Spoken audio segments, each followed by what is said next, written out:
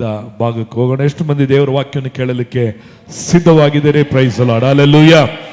ನಾವು in Christ, ಕ್ರಿಸ್ತನ ಮೂಲಕವಾಗಿ ಎಂಬುದಾಗಿ ನಾವು ಕಳೆದ ವಾರಗಳಿಂದ ನಾವು ನೋಡ್ತಾ ಬರ್ತಾ ಇದ್ದೀವಿ. ದೇವರು ಈ 8ನೇ ತಿಂಗಳಿನ ಒಂದು ಕಡೆಯ ಒಂದು ಭಾನುವಾರದಲ್ಲಿ ದೇವರು ನಮ್ಮನ್ನು ನಡೆಸ್ಕೊಂಡು ಅದ್ಭುತವಾಗಿ ಬಂದಿದ್ದಾನೆ. ಕಳೆದ ವಾರಗಳಲ್ಲೂ ಸಹ ನಾವು 25ನೇ ವರ್ಷದ ಸಭೆಯ ವಾರ್ಷಿಕೋತ್ಸವವನ್ನು ಆಚರಿಸಲಿಕ್ಕಾಗಿ ದೇವರು ಕೊಟ್ಟಂಥ ಕೃಪೆಗಾಗಿ ದೇವರಿಗೆ ಸ್ತೋತ್ರ. ಅನೇಕರು ಈ ಚಳ್ಳಕೆರೆ ಪ್ರಾಂತ್ಯದಲ್ಲಿ ಸೇವೆಗಳನ್ನು ಮಾಡಿ ಕಡೆದಾಗಿ ಈ ಸೇವೆ ಇಲ್ಲಿ ನಾವು ಮಾಡೋಕ್ಕಾಗಲ್ಲ, ಅಥವಾ ಈ ಸೇವೆ ಎಲ್ಲಿ ಇದ್ದರೆ ನಾವು ಡೆವಲಪ್ ಆಗಲ್ಲ ಎಂಬುದಾಗಿ ಈ ಊರನ್ನು ತಿರಸ್ಕಾರ ಮಾಡಿ ಚಳ್ಳಕೆರೆಯನ್ನು ನಿರಾಕರಿಸಿ ಬೇರೆ ಬೇರೆ ಸ್ಥಳಗಳಿಗೆ ಹೋದಂಥ ಒಂದು ಪಟ್ಟಣವಾಗಿತ್ತು. ಯಾರನ್ನಾದರೂ ಇಲ್ಲಿ ಸೇವೆಗೆ ಆಗ್ತಾರಂದರೆ ಅಥವಾ ಸೇವೆಯಲ್ಲಿ ಇಲ್ಲಿ ಯಾರನ್ನಾದರೂ ಇಡ್ತಾರಂತ ಹೇಳಿದ್ರೆ ಒಬ್ಬೊಬ್ಬ ಚಳ್ಳಕೆರೆನ ಅಲ್ಲಿ ಹೋಗೋಕ್ಕಾಗಲ್ಲ ಎಂಬುದಾಗಿ ಅನೇಕ ಸೇವೆ ಮಾಡಿದಂಥವರು ಹೋದರು. ಅನೇಕರಿಗೆ ನಮ್ಮ ಸಭೆಯಲ್ಲಿ ಹಳೆಯ ವಿಶ್ವಾಸಿಗಳಿಗೆ ಅನೇಕರಿಗೆ ಗೊತ್ತಿದೆ. ಅನೇಕರು ಈ ಪ್ರಾಂತ್ಯದಲ್ಲಿ ಸೇವೆ ಮಾಡಿದಂಥವರು ಕಾರಣಾಂತರದಿಂದ ಅವರು ಬಿಟ್ಟು ಹೋದಂಥ ಸಮಯದಲ್ಲಿ ದೇವರು ಈ ಚಳ್ಳಕೆರೆಯನ್ನು ಪ್ರೀತಿಸಿದ್ದಕ್ಕಾಗಿ, ದೇವರು ಈ ಚಳ್ಳಕೆರೆಗಾಗಿ ತನ್ನ ರಕ್ತವನ್ನು ಸುರಿಸಿದ್ದಕ್ಕಾಗಿ, ದೇವರು ಈ ಚಳ್ಳಕೆರೆಯಲ್ಲಿ ನಿಮ್ಮನ್ನು ಪ್ರೀತಿಸುವುದಕ್ಕಾಗಿ ಆತನು ತನ್ನ ಸೇವಕರಾದ ನಮ್ಮನ್ನು ಆತನು ಕಳಿಸಿಕೊಟ್ಟು ನಾವು ಕುಟುಂಬವಾಗಿ ಇಲ್ಲಿ ಬಂದು ಕರ್ತನ ಸೇವೆಯನ್ನು ಮಾಡಲಿಕ್ಕಾಗಿ ದೇವರು ಕೊಟ್ಟದ ಕೃಪೆಗಾಗಿ ದೇವರಿಗೆ ಸ್ತೋತ್ರ. Praise the lord. ಈ ವೇಳೆಯಲ್ಲೂ ಸಹ ನಾವು ದೇವರ ವಾಕ್ಯವನ್ನು ಧ್ಯಾನಿಸಲು ಹೋಗೋಣ.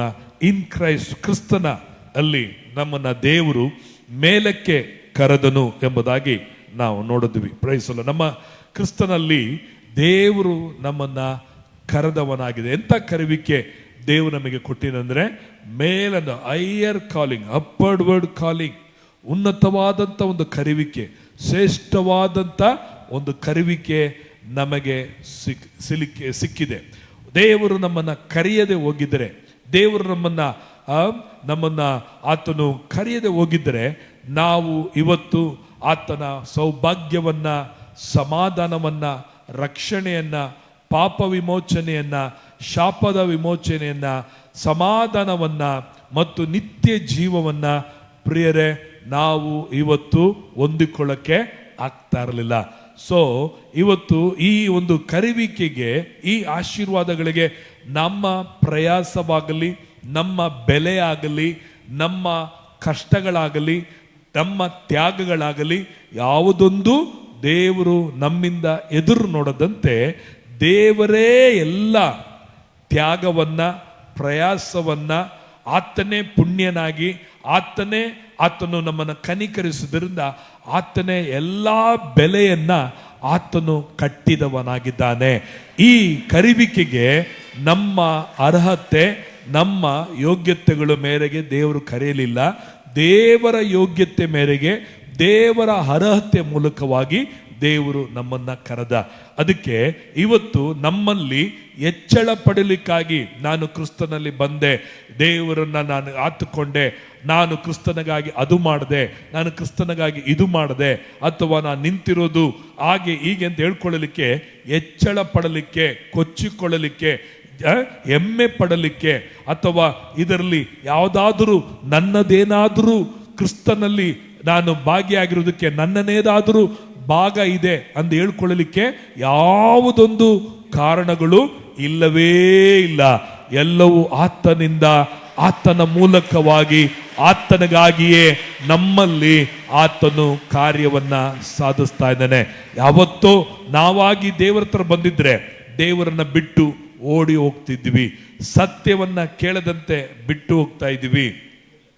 ಇವತ್ತು ರಕ್ಷಣೆ ಹೊಂದಿದ ದಿನದಿಂದ ಇದುವರೆಗೂ ನಮ್ಮ ಬಲದಿಂದ, ನಮ್ಮ ಸಾಮರ್ಥ್ಯದಿಂದ, ನಮ್ಮ ಪ್ರಾರ್ಥನೆಯಿಂದ, ನಮ್ಮ ಭಕ್ತಿಯಿಂದ ಅಲ್ಲ, ನಮ್ಮ ದೇವರ ಕೃಪೆ, ಆತನ ಕರೆದಂಥ ಕರೆವಿಕೆ ನಿಮ್ಮೊಬ್ಬೊಬ್ಬರ ಮೇಲೆ ಇರೋದ್ರಿಂದಲೇ ಆತನು ಕರೆದಾತನು ನಿಮಗೆ ನಂಬಿಗಸ್ತನಾಗಿದ್ದಾನೆ. ಆತನು ಇದುವರೆಗೂ ನಿಮ್ಮನ್ನು ಕಾದು ನಡೆಸಿದ ದೇವರು ಇನ್ನು ಮುಂದೆಯೂ ಕರೆದಾತನು ನಿಮ್ಮನ್ನು ಕಾಯ್ದು ನಡೆಸಲಿಕ್ಕೆ ನಂಬಿಗಸ್ತನಾದಂಥ ದೇವರಾಗಿದ್ದಾನೆ. ಹಲ್ಲೆಲೂಯಾ.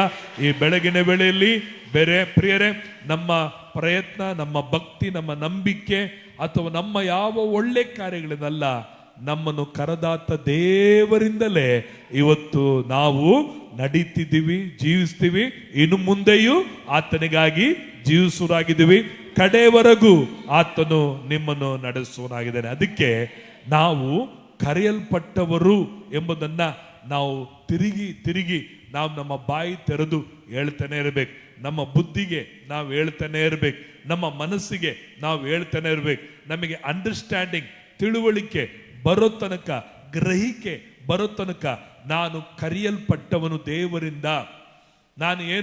ನಾನು ಸುಮ್ಮನೆ ಬಂದಲ್ಲ, ನಾನು ದೇವರಿಂದ ಕರೆಯಲ್ಪಟ್ಟವನಾಗಿದ್ದೇನೆ ಎಂಬುದಾಗಿ ನಮಗೆ ಅರಿವು ಉಂಟಾಗಬೇಕು. ಸೊ ಮೊದಲನೇ ಕರೆಯುವಿಕೆ ಮೇಲಣ ಕರೆಯುವಿಕೆ. ಎರಡನೇ ಕರೆಯುವಿಕೆ ನಾವು ನೋಡಿದ್ವಿ, ಆತನ ಸಂಕಲ್ಪದ ಮೇರೆಗೆ ದೇವರು ನಮ್ಮನ್ನು ಕರೆದನು ಎಂಬುದಾಗಿ ನೋಡಿದ್ವಿ. ಮೂರನೇದಾಗಿ ನೋಡಿದ್ವಿ, ದೇವರು ನಮ್ಮನ್ನು ಅಂಧಕಾರದ ಕತ್ತಲೆಯಿಂದ ಕರೆದು ನಮ್ಮನ್ನ ಏನಾಗಿ ಮಾಡಿದ್ದಾನೆ? ರಾಜವಂಶಸ್ಥರಾಗಿ, ಯಾಜಕರುಗಳಾಗಿ, ದೇವರು ಸ್ವಕೀಯ ಪ್ರಜೆಯರಾಗಿ ದೇವರು ನಮ್ಮನ್ನು ಮಾಡಿದ್ದಾನೆ ಎಂಬುದಾಗಿ ನೋಡಿದ್ವಿ. ನಾಲ್ಕನೇ ಕರೆಯುವಿಕೆ ನಮ್ಮ ಮೇಲೆ ಆತನ ಮಗನಾದ ಯೇಸುವಿನೊಂದಿಗೆ ಐಕ್ಯತೆಗೊಳ್ಳಲಿಕ್ಕಾಗಿ, ಅನ್ಯೋನ್ಯತೆಗೊಳ್ಳಲಿಕ್ಕಾಗಿ ದೇವರು ನಮ್ಮನ್ನ ಕರೆದವನಾಗಿದ್ದಾನೆ. ಇವತ್ತು ಮೊದಲು ನಮಗೆ ಇದ್ದಂತ ಅನ್ಯೂನ್ಯತೆ ಸೈತಾನನೊಂದಿಗೂ ಅಂಧಕಾರದೊಂದಿಗೂ ನಮ್ಮ ಅನ್ಯೂನ್ಯತೆ ಇತ್ತು. ಇವಾಗ ನಮ್ಮ ಅನ್ಯೂನ್ಯತೆ ಸೈತಾನನ ಬೇರ್ಪಡಿಸಿ ತನ್ನ ಮಗನಾದ ಯೇಸು ಕ್ರಿಸ್ತನೊಂದಿಗೆ ಇವತ್ತು ನಮ್ಮನ್ನ ಏನ್ ಮಾಡಿದ್ದಾನೆ? ಒಂದಾಗಿ ಮಾಡಿದ್ದಾನೆ. ಈಗ ನಾವು ಯೇಸುವಲ್ಲಿ ಒಂದಾಗಿರೋದ್ರಿಂದ ಇವಾಗ ಯಾರಲ್ಲಿ ಒಂದಾಗಿದ್ದೀವಿ ಅಂದ್ರೆ, ತಂದೆಯಾದ ದೇವರಲ್ಲಿಯೂ, ಮಗನಾದ ಯೇಸು ಕ್ರಿಸ್ತನಲ್ಲಿಯೂ, ಪವಿತ್ರಾತ್ಮ ದೇವರಲ್ಲಿಯೂ ನಾವೆಲ್ಲರೂ ಏನಾಗಿದ್ದೀವಿ? ಒಂದೇ ಆಗಿದ್ದೇವೆ. ಹಲ್ಲೆಲೂಯ. ನಾವು ಪಾರ್ಟ್ನರ್ಗಳಾಗಿದ್ದೇವೆ, ಕ್ರಿಸ್ತನೊಂದಿಗೆ ಪಾರ್ಟ್ನರ್, ಸಹಭಾಗಿಗಳಾಗಿದ್ದೇವೆ. ತಂದೆಯಾದ ದೇವರು ಕ್ರಿಸ್ತನನ್ನು ಹೇಗೆ ಪ್ರೀತಿಸ್ತಾನೋ, ತಂದೆಯಾದ ದೇವರು ಕ್ರಿಸ್ತನಿಗೆ ಯಾವ ಅಧಿಕಾರವನ್ನು ಕೊಟ್ಟಿದ್ದಾನೋ, ತಂದೆಯಾದ ದೇವರು ಕ್ರಿಸ್ತನಿಗೆ ಯಾವ ಬಾಧ್ಯತೆಗಳನ್ನು ಕೊಟ್ಟಿದ್ದಾನೋ, ಸೇಮ್ ಕ್ರಿಸ್ತನಲ್ಲಿ ಏನೆಲ್ಲ ಆಶೀರ್ವಾದಗಳಿದೆಯೋ ಅದಕ್ಕೆಲ್ಲ ದೇವರು ನಮ್ಮನ್ನ ಸಹಭಾಗಿಗಳನ್ನಾಗಿ, ಅನ್ಯೋನ್ಯವಾಗಿ, ಒಂದಾಗಿ ಮಾಡಿದಕ್ಕಾಗಿ ನನ್ನನ್ನು ನಿನ್ನನ್ನು ಕರೆದವನಾಗಿದ್ದಾನೆ. ಹಲ್ಲೆಲೂಯ. ನಂಬುವರು ಮಾತ್ರ ಒಂದು ಗಟ್ಟಿಯಾಗಿ ಆಮೆನ್ ಅಂತ ಹೇಳೋಣವಾ? Price lord. ಐದನೇದಾಗಿ ನಾವು ನೋಡಿದ್ವಿ, ನಮ್ಮನ್ನ ಪರಿಶುದ್ಧವಂತರನ್ನಾಗಿ ಮಾಡಿದ್ದಾನೆ. ಪರಿಶುದ್ಧವಂತರನ್ನಾಗಿ ಮಾಡೋದಕ್ಕಾಗಿ ನಮ್ಮನ್ನ ದೇವರು ಕರೆದವನಾಗಿದ್ದಾನೆ. ನಾವು ದೇವರು ನಮ್ಮನ್ನ ಕರೆದಾಗಲೇ, ಆತನಿಗೆ ನಂಬಿಕೆ ಇಟ್ಟ ಕೂಡಲೇ ನಾವು ಪಾಪಿಗಳು ಎಂಬಂತ ಬಿರುದು ನಮ್ಮ ಮೇಲೆ ಇತ್ತು. ಇನ್ನು ಪಾಪಿ ಎಂಬ ಬಿರುದು ಹೋಗಿ ನಾವೆಲ್ಲರೂ ಇವತ್ತು ಏನಾಗಿದ್ದೇವೆ? ಸೇಂಟ್ ಅಥವಾ ಪರಿಶುದ್ಧವಂತರುಗಳು, ದೇವ ಜನರುಗಳು ಆಗಿದ್ದೇವೆ. ಮೊದಲು ನಾವು ದೆವ್ವದ ಜನರಾಗಿದ್ದೀವಿ ಅಥವಾ ಸೈತಾನನ ಜನರಾಗಿದ್ದೀವಿ ಅಂತ ಇಟ್ಕೊಳ್ರಿ. ಈಗ ನಾವು ಯಾರ ಜನರಾಗಿದ್ದೀವಿ? ದೇವರ ಜನರು, ಪರಿಶುದ್ಧವಂತರು. ಯಾಕೆಂದ್ರೆ ನಮ್ಮ ದೇವರು ಪರಿಶುದ್ಧವಂತನಾಗಿದ್ದಾನೆ. ಅದಕ್ಕಾಗಿ ನಮ್ಮನ್ನು ಇವತ್ತೇನಾಗಿ ಮಾಡಿದ್ದಾನೆ? ಆತನು ಪರಿಶುದ್ಧರನ್ನಾಗಿ ದೇವರು ಮಾಡಿದ್ದಾನೆ. ಇನ್ನು ನಾವು ಆಗುತ್ತೇವೆ ಎಂಬುದಲ್ಲ, ನಾವು ಇವತ್ತೇನಾಗಿದ್ದೀವಿ? ಪರಿಶುದ್ಧರಾಗಿ ಆಗಿದ್ದೇವೆ. ಎಷ್ಟು ಮಂದಿ ನಂಬ್ತೀರಿ ನಾನು ಪರಿಶುದ್ಧನಾಗಿದ್ದೇನೆ ಎಂಬುದಾಗಿ? ಇವತ್ತು ಗಲಿಬಿಲಿ ಎಲ್ಲಿ ಗೊತ್ತಾ ಇರೋದು? ನಮ್ಮ ತಲೆಯಲ್ಲೇ. ನಮ್ಮ ತಲೆಯಲ್ಲಿ ಇರೋದು ನಾನು ಇನ್ನೂ ಪರಿಶುದ್ಧನಾಗಬೇಕು, ಇನ್ನೂ ಪರಿಶುದ್ಧ ಆಗಿಲ್ಲ ಎಂಬಂತ ಯೋಚನೆಯಲ್ಲೇ ನಾವು ಇನ್ನೂ ಕುಳಿತವರಾಗಿದ್ದೇವೆ. ಬೈಬಲ್ ಹೇಳ್ತಿದೆ, ನಿಮ್ಮನ್ನು ದೇವ ಜನರಾಗುವುದಕ್ಕಾಗಿ ಆತನು ಕರೆದವನಾಗಿದ್ದಾನೆ. ಕರೆದವನು ನಿಮ್ಮನ್ನ ಪರಿಶುದ್ಧರನ್ನಾಗಿ ಆತನೇ ಮಾಡಿದ್ದಾನೆ. ವಾಕ್ಯ ಉಪದೇಶದ ಜಲಸ್ನಾನದ ಮೂಲಕವಾಗಿ ನೀವೆಲ್ಲರೂ ಈಗ ಶುದ್ಧರಾಗಿದ್ದೀರಿ. Praise the Lord. ಏನಾಗಿದ್ದೀರಿ ನೀವು? ಎಲ್ಲ ಹೇಳ್ರಿ, ಏನಾಗಿದ್ದೀರಿ? ಪರಿಶುದ್ಧರು, ಶುದ್ಧರು ಆಗಿದ್ದೀರಿ. Praise the lord. Hallelujah. So ಆರನೇದಾಗಿ ನಾವು ನೋಡಿದ್ವಿ. ಇವತ್ತು ನಾವು ನೋಡಕ್ ಹೋಗೋದು ಆರನೇ ಸಂಗತಿಯನ್ನ ನಾವು ನೋಡಲಿಕ್ಕೆ ಹೋಗೋರಾಗಿದ್ದೇವೆ. ರೋಮಪುರ ಪತ್ರಿಕೆ 5ನೇ ಅಧ್ಯಾಯ 10ನೇ ವಚನವನ್ನ ಓದಿಕೊಳ್ಳೋಣ. ರೋಮಪುರ ಪತ್ರಿಕೆ 5ನೇ ಅಧ್ಯಾಯ 10ನೇ ವಚನವನ್ನ ಓದಿಕೊಳ್ಳುವ. ದೇವರಿಗೆ ವೈರಿಗಳಾಗಿದ್ದ ನಾವು ಆತನ ಮಗನ ಮರಣದ ಮೂಲಕ ಆತನೊಂದಿಗೆ ಸಮಾಧಾನವಾಗಿರಲಾಗಿ ಆತನ ಕೂಡ ಸಮಾಧಾನವಾದ ನಮಗೆ ಆ ಮಗನಿಗಿರುವ ಜೀವದಿಂದ ರಕ್ಷಣೆಯಾಗುವುದು ಮತ್ತು ನಿಶ್ಚಯವಲ್ಲವೇ? Amen, hallelujah. ಇಲ್ಲಿ ನಾವು ಆರನೇ ಸಂಗತಿ, ಕ್ರಿಸ್ತನಲ್ಲಿ ನಮ್ಮನ್ನು ದೇವರು ಕರೆದಂತ ಉದ್ದೇಶ. ಎಲ್ಲರೂ ಚೆನ್ನಾಗಿ ತಿಳ್ಕೊಳ್ರಿ. ಕ್ರಿಸ್ತನಲ್ಲಿ ದೇವರು ನಮ್ಮನ್ನು ಕರೆದಿರುವಂತ ಉದ್ದೇಶವನ್ನ ಆರನೇದಾಗಿ ನಾವು ನೋಡಕ್ ಹೋಗ್ತೀವಿ. ಆರನೇದೇನು? ಕ್ರಿಸ್ತನಲ್ಲಿ ದೇವರು ನಮ್ಮನ್ನು ಕರೆದಂತ ಉದ್ದೇಶ ಉಭಯರಾಗಿದ್ದ ನಾವು. ಉಭಯರಂದ್ರೆ ದೇವರಿಗೆ ವೈರಿಗಳಾಗಿದ್ದ ನಾವು. ದೇವರು ನಮಗೆ ವೈರಿಯಾಗಿರ್ಲಿಲ್ಲ, ನಾವು ದೇವರಿಗೆ ವೈರಿಯಾಗಿದ್ವಿ. ಅನೇಕ ವೇಳೆಗಳಲ್ಲಿ ಶತ್ರುವು ಸೈತಾನನು ದೇವರನ್ನ ನಮಗೆ ಹೇಗೆ ತೋರಿಸ್ತಾನೆ ಅಂದ್ರೆ, ಒಂದು ವಿಲ್ಲನ್ ತರ ತೋರಿಸ್ತಾನೆ, ದೇವರನ್ನ ಶತ್ರು ತರ ತೋರಿಸ್ತಾನೆ, ದೇವರನ್ನ ಕೆಟ್ಟವನಾಗಿ ತೋರಿಸ್ತಾನೆ, ದೇವರನ್ನ ಒಂದು ವೈರಿ ತರ ತೋರಿಸ್ತಾನೆ.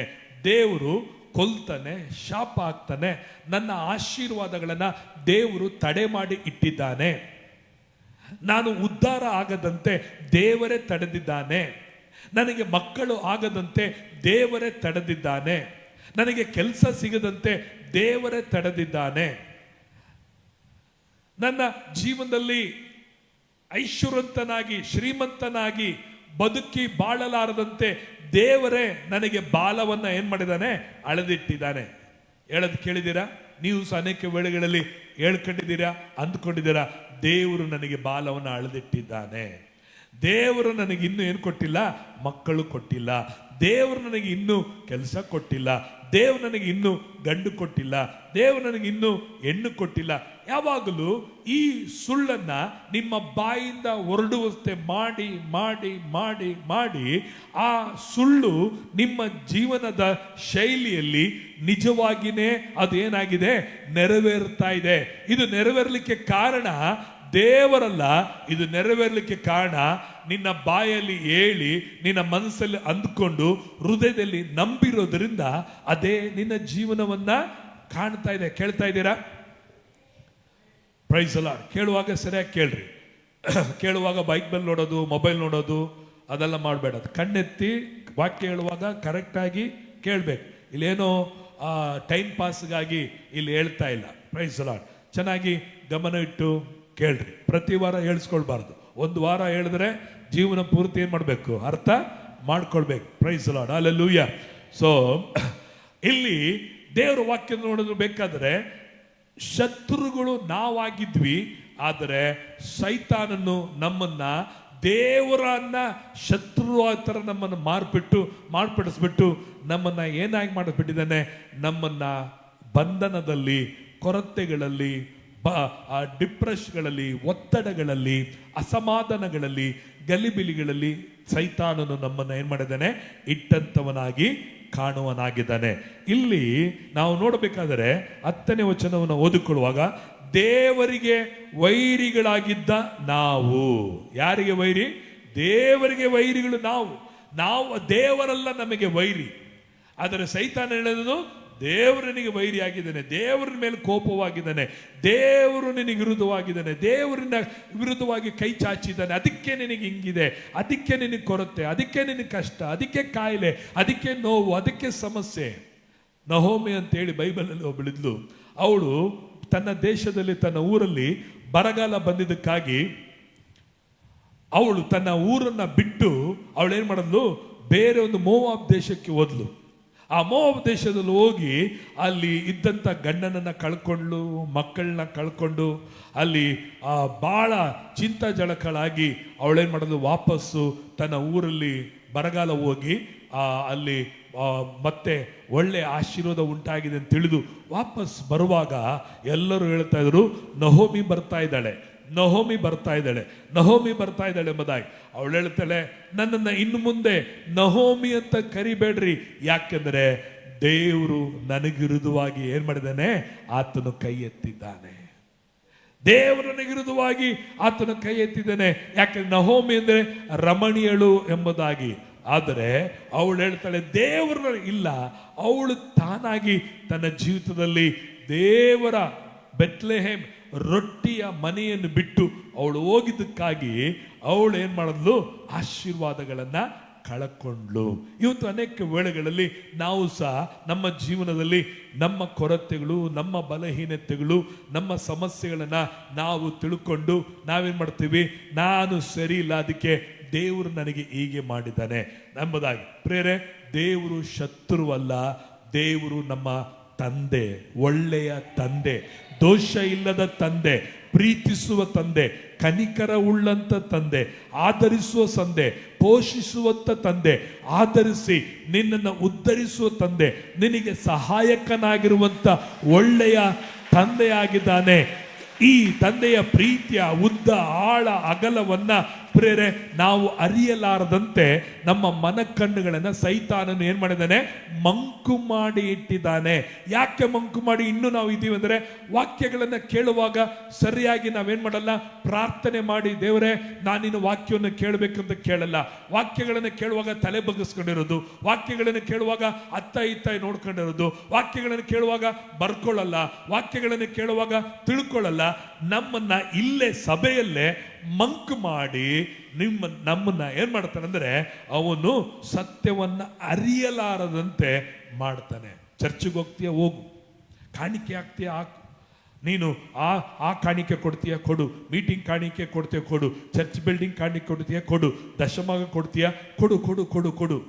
ಎಲ್ಲದನ್ನು ಮಾಡಿಸ್ತಾನೆ. ಆದ್ರೆ ಎಲ್ಲಿಗೆ ನಮ್ಮನ್ನ ಮಾಡ್ತಾನೆ, ಏನ್ ಮಾಡ್ಲಿಕ್ಕೆ ನಮ್ಮ ಇಡಿಸ್ತಾನೆ ಅಂದ್ರೆ, ವಾಕ್ಯ ಕೇಳುವಾಗ ನಿನ್ನನ್ನ ಮಂಕು ಮಾಡುವನಾಗಿರುತ್ತಾನೆ, ನಿನ್ನನ್ನ ಅರಿಯದವನಾಗಿ, ವಾಕ್ಯವನ್ನ ಗ್ರಹಿಸಲಾರದಂತೆ ಮಾಡುತ್ತಾನೆ, ವಾಕ್ಯವನ್ನ ಸ್ವೀಕರಿಸಿಕೊಳ್ಳದಂತೆ ಮಾಡುತ್ತಾನೆ. ಅನೇಕ ವೇಳೆಗಳಲ್ಲಿ ವಾಕ್ಯ ಕೇಳೋರ್ ತರ ಕೂರ್ತಿರ್ತೀವಿ, ವಾಕ್ಯವನ್ನ ಅರ್ಥ ಮಾಡ್ಕೊಳ್ಳದೇನೆ ಕೂತಿರ್ತೀವಿ. ವಾಕ್ಯವನ್ನ ಕೇಳೋ ತರ ಕೂತಿರ್ತೀವಿ.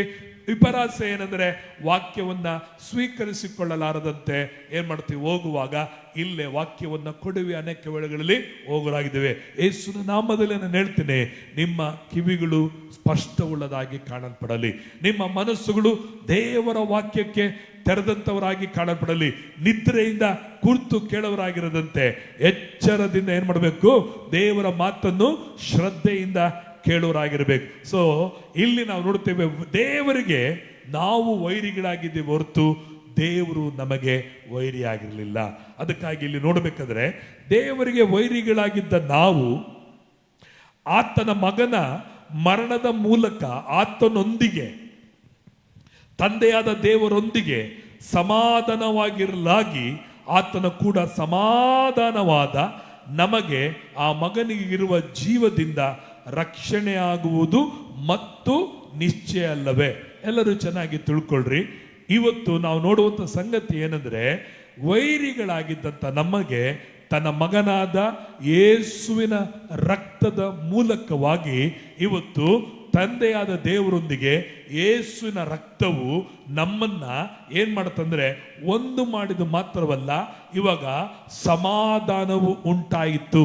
ನಾವು ವೈರಿಗಳಾಗಿದ್ವಿ, ನಾವು ಶಿಕ್ಷೆಗೆ ಪಾತ್ರರಾಗಿದ್ದೀವಿ, ನಾವು ದಂಡನೆಗೆ ಪಾತ್ರರಾಗಿದ್ದೀವಿ, ದರಿದ್ರಗೆ ಪಾತ್ರರಾಗಿದ್ದೀವಿ, ಅಸಮಾಧಾನಕ್ಕೆ ಪಾತ್ರರಾಗಿದ್ದೀವಿ, ಕೊರತೆಗಳಿಗೆ ಪಾತ್ರರಾಗಿದ್ದೀವಿ. ಇದೇ ನಮ್ಮ ಶಿಕ್ಷೆ ವೈರಿಗಳಾಗಿದ್ದಾಗ.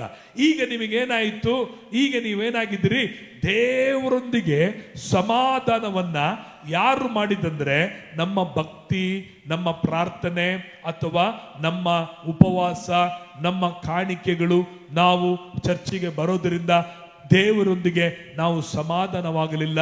ಅನೇಕ ವೇಳೆಗಳಲ್ಲಿ ನಾವು ತಿಳ್ಕೊಳ್ಳೋದೇನೆಂದ್ರೆ, ನಾನು ವಾರ ವಾರ ಚರ್ಚಿಗೆ ಹೋಗ್ತೀನಿ, ವಾರ ವಾರ ನಾನು ಕಾಣಿಕೆ ಹಾಕ್ತೀನಿ, ನಾನು ವಾರದಲ್ಲಿ ಉಪವಾಸ ಪ್ರಾರ್ಥನೆ ತೆಗೆದುಕೊಳ್ತೇನೆ, ನಾನು ದಾನ ಧರ್ಮಗಳನ್ನು ಮಾಡ್ತೇನೆ, ನಾನು ಒಳ್ಳೆಯವನಾಗಿದ್ದೀನಿ, ನಾನು ಈಗ ಮೊದಲ ತರ ಕುಡಿತಿಲ್ಲ, ನಾನು ಸಿನಿಮಾ ನೋಡ್ತಾ ಇಲ್ಲ, ನಾನು ಬೀಡಿ ಸಿಗೆ ಸೇರ್ತಾ ಇಲ್ಲ, ನಾನು ಎಲೆಡಿಕೆ ಆಗ್ತಾ ಇಲ್ಲ, ಅದರಿಂದ ನಾನು ಒಳ್ಳೆಯವನಾಗಿರೋದ್ರಿಂದ ದೇವರು ನನ್ನೊಂದಿಗೆ ಪ್ರಿಯವುಳ್ಳವನಾಗಿದ್ದಾನೆ ಎಂಬುದಾಗಿ ನೆನೆಸುರಾಗಿದ್ದೇವೆ. ಪ್ರಿಯರೇ, ಇವತ್ತು ನಾನು ಚೆನ್ನಾಗಿ ತಿಳ್ಕೊಳ್ರಿ, ಇವುಗಳಿಂದ ದೇವರು ನಮ್ಮೊಂದಿಗೆ ಸಮಾಧಾನವಾಗಲಿಲ್ಲ.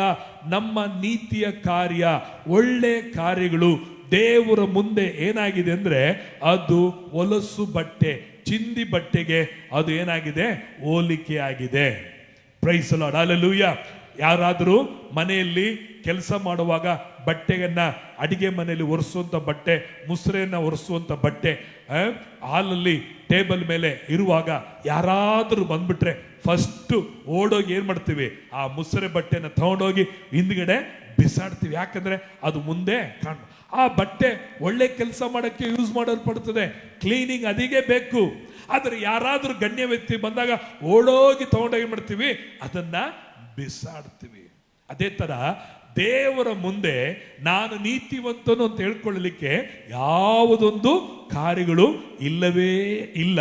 ಅದಕ್ಕೆ ಇವತ್ತು ತಂದೆಯಾದ ದೇವರೊಂದಿಗೆ ನಮ್ಮನ್ನ ಹೊಂದಾಣಿಕೆ ಮಾಡಿರುವುದು, ಸಮಾಧಾನ ಪಡಿಸಿರುವುದು, ಬಾಂಡೇಜ್ ಮಾಡಿರುವುದು, ದೇವರೊಂದಿಗೆ ಐಕ್ಯತೆ ಪಡಿಸಿರುವುದು ಯೇಸು ಕ್ರಿಸ್ತನ ರಕ್ತವು, ಆತನ ಮರಣದ ಮೂಲಕವಾಗಿ ದೇವರೊಂದಿಗೆ ಇವತ್ತು ಏನಾಗಿದ್ದೀವಿ, ಸಮಾಧಾನವಾಗಿದ್ದೀವಿ. ಎಲ್ಲರೂ ಹೇಳ್ರಿ, ದೇವರೊಂದಿಗೆ ನಾವೇನಾಗಿದ್ದೀವಿ, ಯಾವ ಸಮಾಧಾನ ಎಂಬುದಾಗಿ ನಾವು ದೇವರ ವಾಕ್ಯದಲ್ಲಿ ನಾವು ನೋಡಿಕೊಳ್ಳಬೇಕಾದ್ರೆ ಎಜೆಕೇಲನು ಬರೆದಂತ ಪ್ರವಾದನೆ ಪುಸ್ತಕ 37ನೇ ಅಧ್ಯಾಯ 26ನೇ ವಚನವನ್ನು ಓದಿಕೊಳ್ಳೋಣ.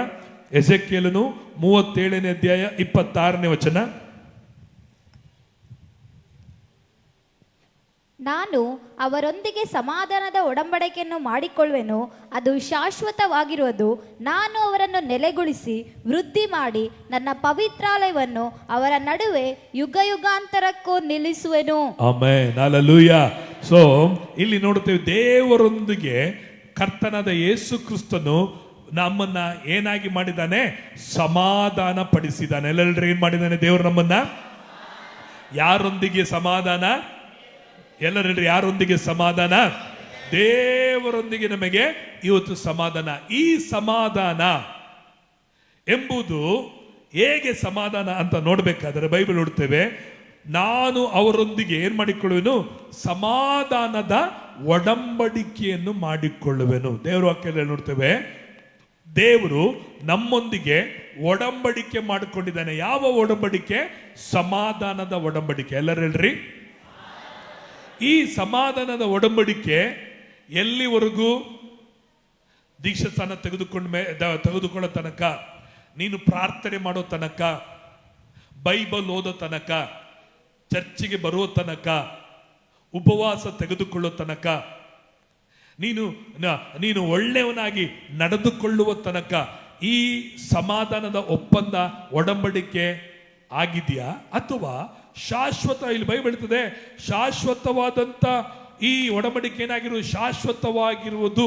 ಅದರ ಅರ್ಥ ಏನಂದ್ರೆ, ಎಲ್ಲರೂ ಚೆನ್ನಾಗಿ ತಿಳ್ಕೊಳ್ರಿ, ಅನೇಕ ವೇಳೆಗಳಲ್ಲಿ ಒಡಂಬಡಿಕೆ ಎಂಬುದು, ಯಾರಾದರೂ ಒಂದು ಒಡಂಬಡಿಕೆಯನ್ನ ಮಿಸ್ಟೇಕ್ ಮಾಡ್ಕೊಂಡ್ರೆ, ಒಂದು ಒಡಂಬಡಿಕೆಯಲ್ಲಿ ಮುರಿದಾಕಿದ್ರೆ ಆ ಒಡಂಬಡಿಕೆ ಏನಾಗುತ್ತೆ, ಅದು ನೀಗಲ್ಪಡುತ್ತದೆ. ಗಂಡ ಹೆಂಡತಿಯ ಸಂಬಂಧ ಎಂಥದ್ದಾಗಿದೆ, ಅದು ಒಡಂಬಡಿಕೆ ಆಗಿದೆ. ಅದೊಂದು ಕಾಂಟ್ರಾಕ್ಟ್ ಅಲ್ಲ. ಕಾಂಟ್ರಾಕ್ಟ್ ಅಂದ್ರೆ ಒಂದು ಕಾರ್ಯವಾಗಿರುತ್ತದೆ ಅಷ್ಟೇ. ಆದರೆ ಒಡಂಬಡಿಕೆ ಅಂದ್ರೆ ಇಬ್ಬರು ಸೇರಿ ಮಾಡಿಕೊಳ್ಳೋದು. ನಾನು ನಿನಗೆ ನಂಬಿಗಸ್ತನಾಗಿರು, ನೀನು ನನಗೆ ನಂಬಿಗಸ್ತನಾಗಿರಬೇಕು ಎಂಬುದಾಗಿ.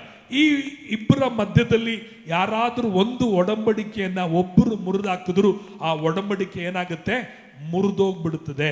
ಆದರೆ ಇಲ್ಲಿ ದೇವರು ನಮ್ಮೊಟ್ಟಿಗೆ ಮಾಡಿಕೊಂಡಂತ ಒಡಂಬಡಿಕೆ, ನಾವು ಅಪರಾಧಗಳನ್ನ, ನಾವು ಮಿಸ್ಟೇಕ್ಗಳನ್ನ, ನಾವು ಎಡವಿ ಬಿದ್ದರು, ನಾವು ಬಲಹೀನರಾದರು, ನಾವು ಮೊಂಡರಾದರು, ನಾವು ಅವಿವೇಕಿಗಳಾದರು, ನಾವು ದೇವರಿಗೆ ಅನ್ಯಾಯವನ್ನು ಮಾಡಿದರೂ ದೇವರು ನಮ್ಮೊಟ್ಟಿಗೆ ಮಾಡಿಕೊಂಡಂತ ಒಡಂಬಡಿಕೆ ಏನಾಗುವುದಿಲ್ಲ, ಎಂದಿಗೂ ಮುರಿದು ಹೋಗುವುದಿಲ್ಲ. ಅದು ಶಾಶ್ವತವಾದಂತ ಒಡಂಬಡಿಕೆ, ಶಾಶ್ವತವಾದಂತ ಸಮಾಧಾನವಾಗಿದೆ. ಎಲ್ಲರೂ ಅರ್ಥ ಮಾಡ್ಕೊಳ್ರಿ. ಹಲ್ಲೆಲೂಯಾ. ಅನೇಕ ಸಾರಿ ನಾವು ತೀರ್ಮಾನಗಳನ್ನು ಮಾಡ್ತೀವಿ. ವಾಕ್ಯ ಕೇಳಿದಾಗ ತೀರ್ಮಾನ ಮಾಡ್ತೀವಿ, ಹೊಸ ವರ್ಷದಲ್ಲಿ ತೀರ್ಮಾನ ಮಾಡ್ತೀವಿ. ತೀರ್ಮಾನ ಮಾಡಿದ ಮೇಲೆ ಆ ತೀರ್ಮಾನದಲ್ಲಿ ನಾವು ನೆಲೆಗೊಳ್ಳುವುದಿಲ್ಲ, ತೀರ್ಮಾನಗಳನ್ನ ಮುರಿದಾಕ್ಬಿಡ್ತೀವಿ, ಒಡಂಬಡಿಕೆ ಮಾಡ್ಕೊಳ್ತೀವಿ ದೇವ್ರ ಹತ್ರ.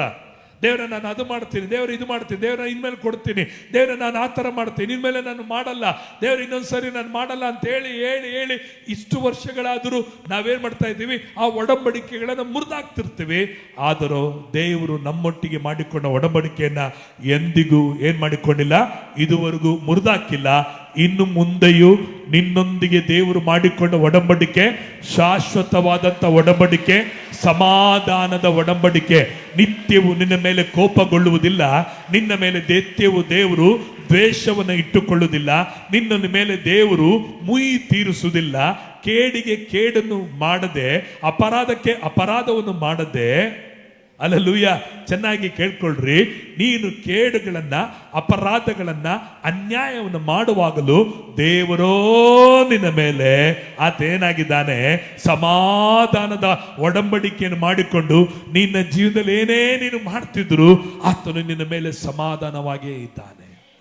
ಅಲ್ಲೂಯ್ಯ, ನಿನ್ನ ಮೇಲೆ ಏನಾಗಿದ್ದಾನೆ?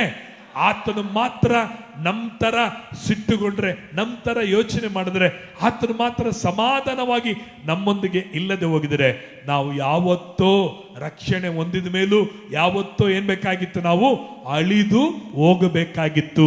ನಾವು ನಿಂತಿರುವುದು, ನಿರ್ಮೂಲವಾಗದಿರುವುದು ಆತನ ಶುದ್ಧ ಸಮಾಧಾನದ ಒಡಂಬಡಿಕೆ ಆಗಿದೆ. Praise the lord. ಇವತ್ತು ಪ್ರಿಯರೇ, ಈ ಸಮಾಧಾನದ ಒಡಂಬಡಿಕೆಯನ್ನ ನಾವು ಯೋಚಿಸುವಾಗ, ನೆನೆಸುವಾಗ, ಅರಿಯುವಾಗ, ತಿಳುಕೊಳ್ಳುವಾಗ, ಈ ಸಮಾಧಾನದ ಒಡಂಬಡಿಕೆಯನ್ನು ಬಿಟ್ಟು ನಾವು ಅಗಲಿ ಹೋಗದಂತೆ ಈ ಸಮಾಧಾನದ ಒಡಂಬಡಿಕೆಯಲ್ಲಿ ನಮ್ಮನ್ನ ಏನ್ ಮಾಡುವಂತದಾಗಿರ್ತದೆ? ನೆಲೆಗೊಳಿಸುವಂತದಾಗಿ ಕಾಣಲ್ಪಡುವಂತದಾಗಿದೆ. ಹಲ್ಲೆಲೂಯಾ.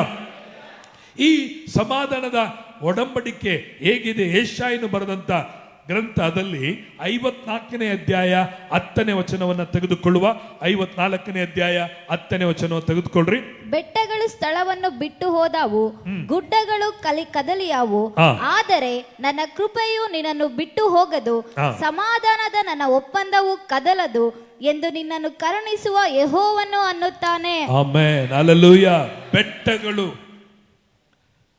ಗುಡ್ಡಗಳು, ಪ್ರಿಯರೇ, ಎಲ್ಲಾದರೂ ಬೆಟ್ಟ ಬಿಟ್ಟು ಹೋಗಿರೋದು, ಎಲ್ಲಾದರೂ ಗುಡ್ಡಗಳು ಕದಿಲಿರೋದು ನಾವು ನೋಡಲಿಕ್ಕೆ ಸಾಧ್ಯತೆ ಇಲ್ಲ. ಒಂದು ವೇಳೆ ಬೆಟ್ಟಗಳೇ ಬಿಟ್ಟು ಹೋದ್ರು, ಗುಡ್ಡಗಳೇ ಕದಲಿ ಹೋದರು, ದೇವರು ಹೇಳ್ತಾನೆ, ನನ್ನ ಕೃಪೆಯು ನಿನ್ನನ್ನೇನಾಗುವುದಿಲ್ಲ, ನನ್ನ ಕೃಪೆ ನಿನ್ನನ್ನೇನಾಗುವುದಿಲ್ಲ, ನನ್ನ ಕೃಪೆ ನಿನ್ನನ್ನೇನಾಗುವುದಿಲ್ಲ, ಬಿಟ್ಟು ಹೋಗದೇ ಇಲ್ಲ.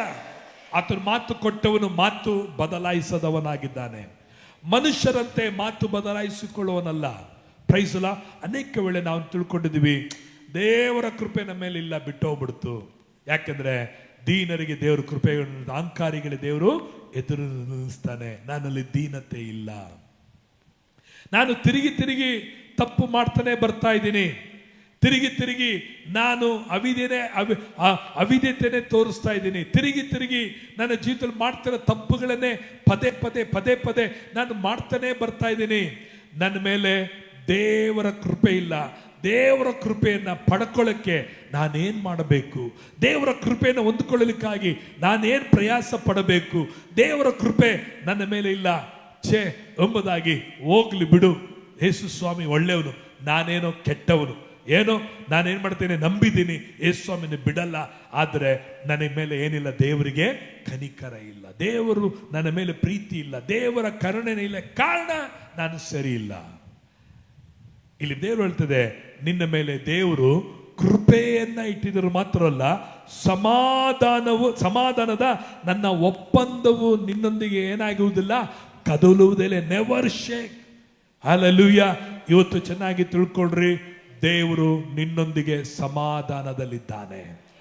ಆತನು ನಿನ್ನಲ್ಲಿ ಪ್ರಿಯವುಳ್ಳವನಾಗಿದ್ದಾನೆ. ಆತನು ನಿನ್ನನ್ನು ಮೆಚ್ಚಿದವನಾಗಿದ್ದಾನೆ. ಆತನು ನಿನ್ನನ್ನು ಪ್ರೀತಿಸುವನಾಗಿ ಕಾಣಲ್ಪಡುತ್ತಿದ್ದಾನೆ. ಆತನ ಸಮಾಧಾನ ಒಡಂಬಡಿಕೆ ನಿನ್ನೊಂದಿಗೆ ಶಾಶ್ವತವಾಗಿ ಇರುವಂತದ್ದಾಗಿರುತ್ತದೆ. ನಮ್ಮ ದೇವರ ಹೆಸರೇ ಎಂಥದ್ದು? ಆತನು ಸಮಾಧಾನದ ಪ್ರಭು. ಆತನ ಎಂತನಾಗಿದ್ದಾನೆ? ಸಮಾಧಾನದ ಪ್ರಭುವಾಗಿದ್ದಾನೆ. ಎಫೆಸರ ಪತ್ರಿಕೆ 6ನೇ ಅಧ್ಯಾಯ ಅದಲ್ಲಿ 2ನೇ ಅಧ್ಯಾಯ 16ನೇ ವಚನವನ್ನ ಓದ್ಕೊಳ್ರಿ. ಎಫೆಸರ ಪತ್ರಿಕೆ 2ನೇ ಅಧ್ಯಾಯ 16ನೇ ವಚನವನ್ನು ಓದ್ಕೊಳ್ಳೋಣ. ಇದ್ದ ದ್ವೇಷವನ್ನು ತನ್ನ ಶಿಲುಬೆಯ ಮೇಲೆ ಕೊಂದು ಆ ಶಿಲುಬೆಯ ಮೂಲಕ ಉಭಯರನ್ನು ಒಂದೇ ದೇಹದಂತಾಗಿ ಮಾಡಿ ದೇವರೊಂದಿಗೆ ನಮ್ಮನ್ನ ಸಮಾಧಾನ ಪಡಿಸಿದ್ದಾನೆ. Amen, hallelujah. ಇದ್ದ ದ್ವೇಷ, ಯಾವ ದ್ವೇಷ? ಇದ್ದಂತ ದ್ವೇಷವನ್ನು ತನ್ನ ಶಿಲುಬೆಯ ಮೇಲೆ ಯೇಸು ಏನ್ ಮಾಡಿದ್ರು? ಅದನ್ನ ಕೊಂದಿದ್ದಾನೆ. ದೇವರಿಗೂ ನಮಗೂ ಇದ್ದಂತ ದ್ವೇಷ ಯಾವತ್ತು ಶಿಲುಬೆಯಲ್ಲಿ ಕೊಂದಾಕಲ್ಪಟ್ಟಿದೆ. ಆ ಶಿಲುಬೆಯ ಮೂಲಕ ಉಭಯರನ್ನೇ ನಿನ್ನನ್ನು ದೇವರನ್ನು ಈಗ ಏನಾಗಿ ಮಾಡಿದೆ?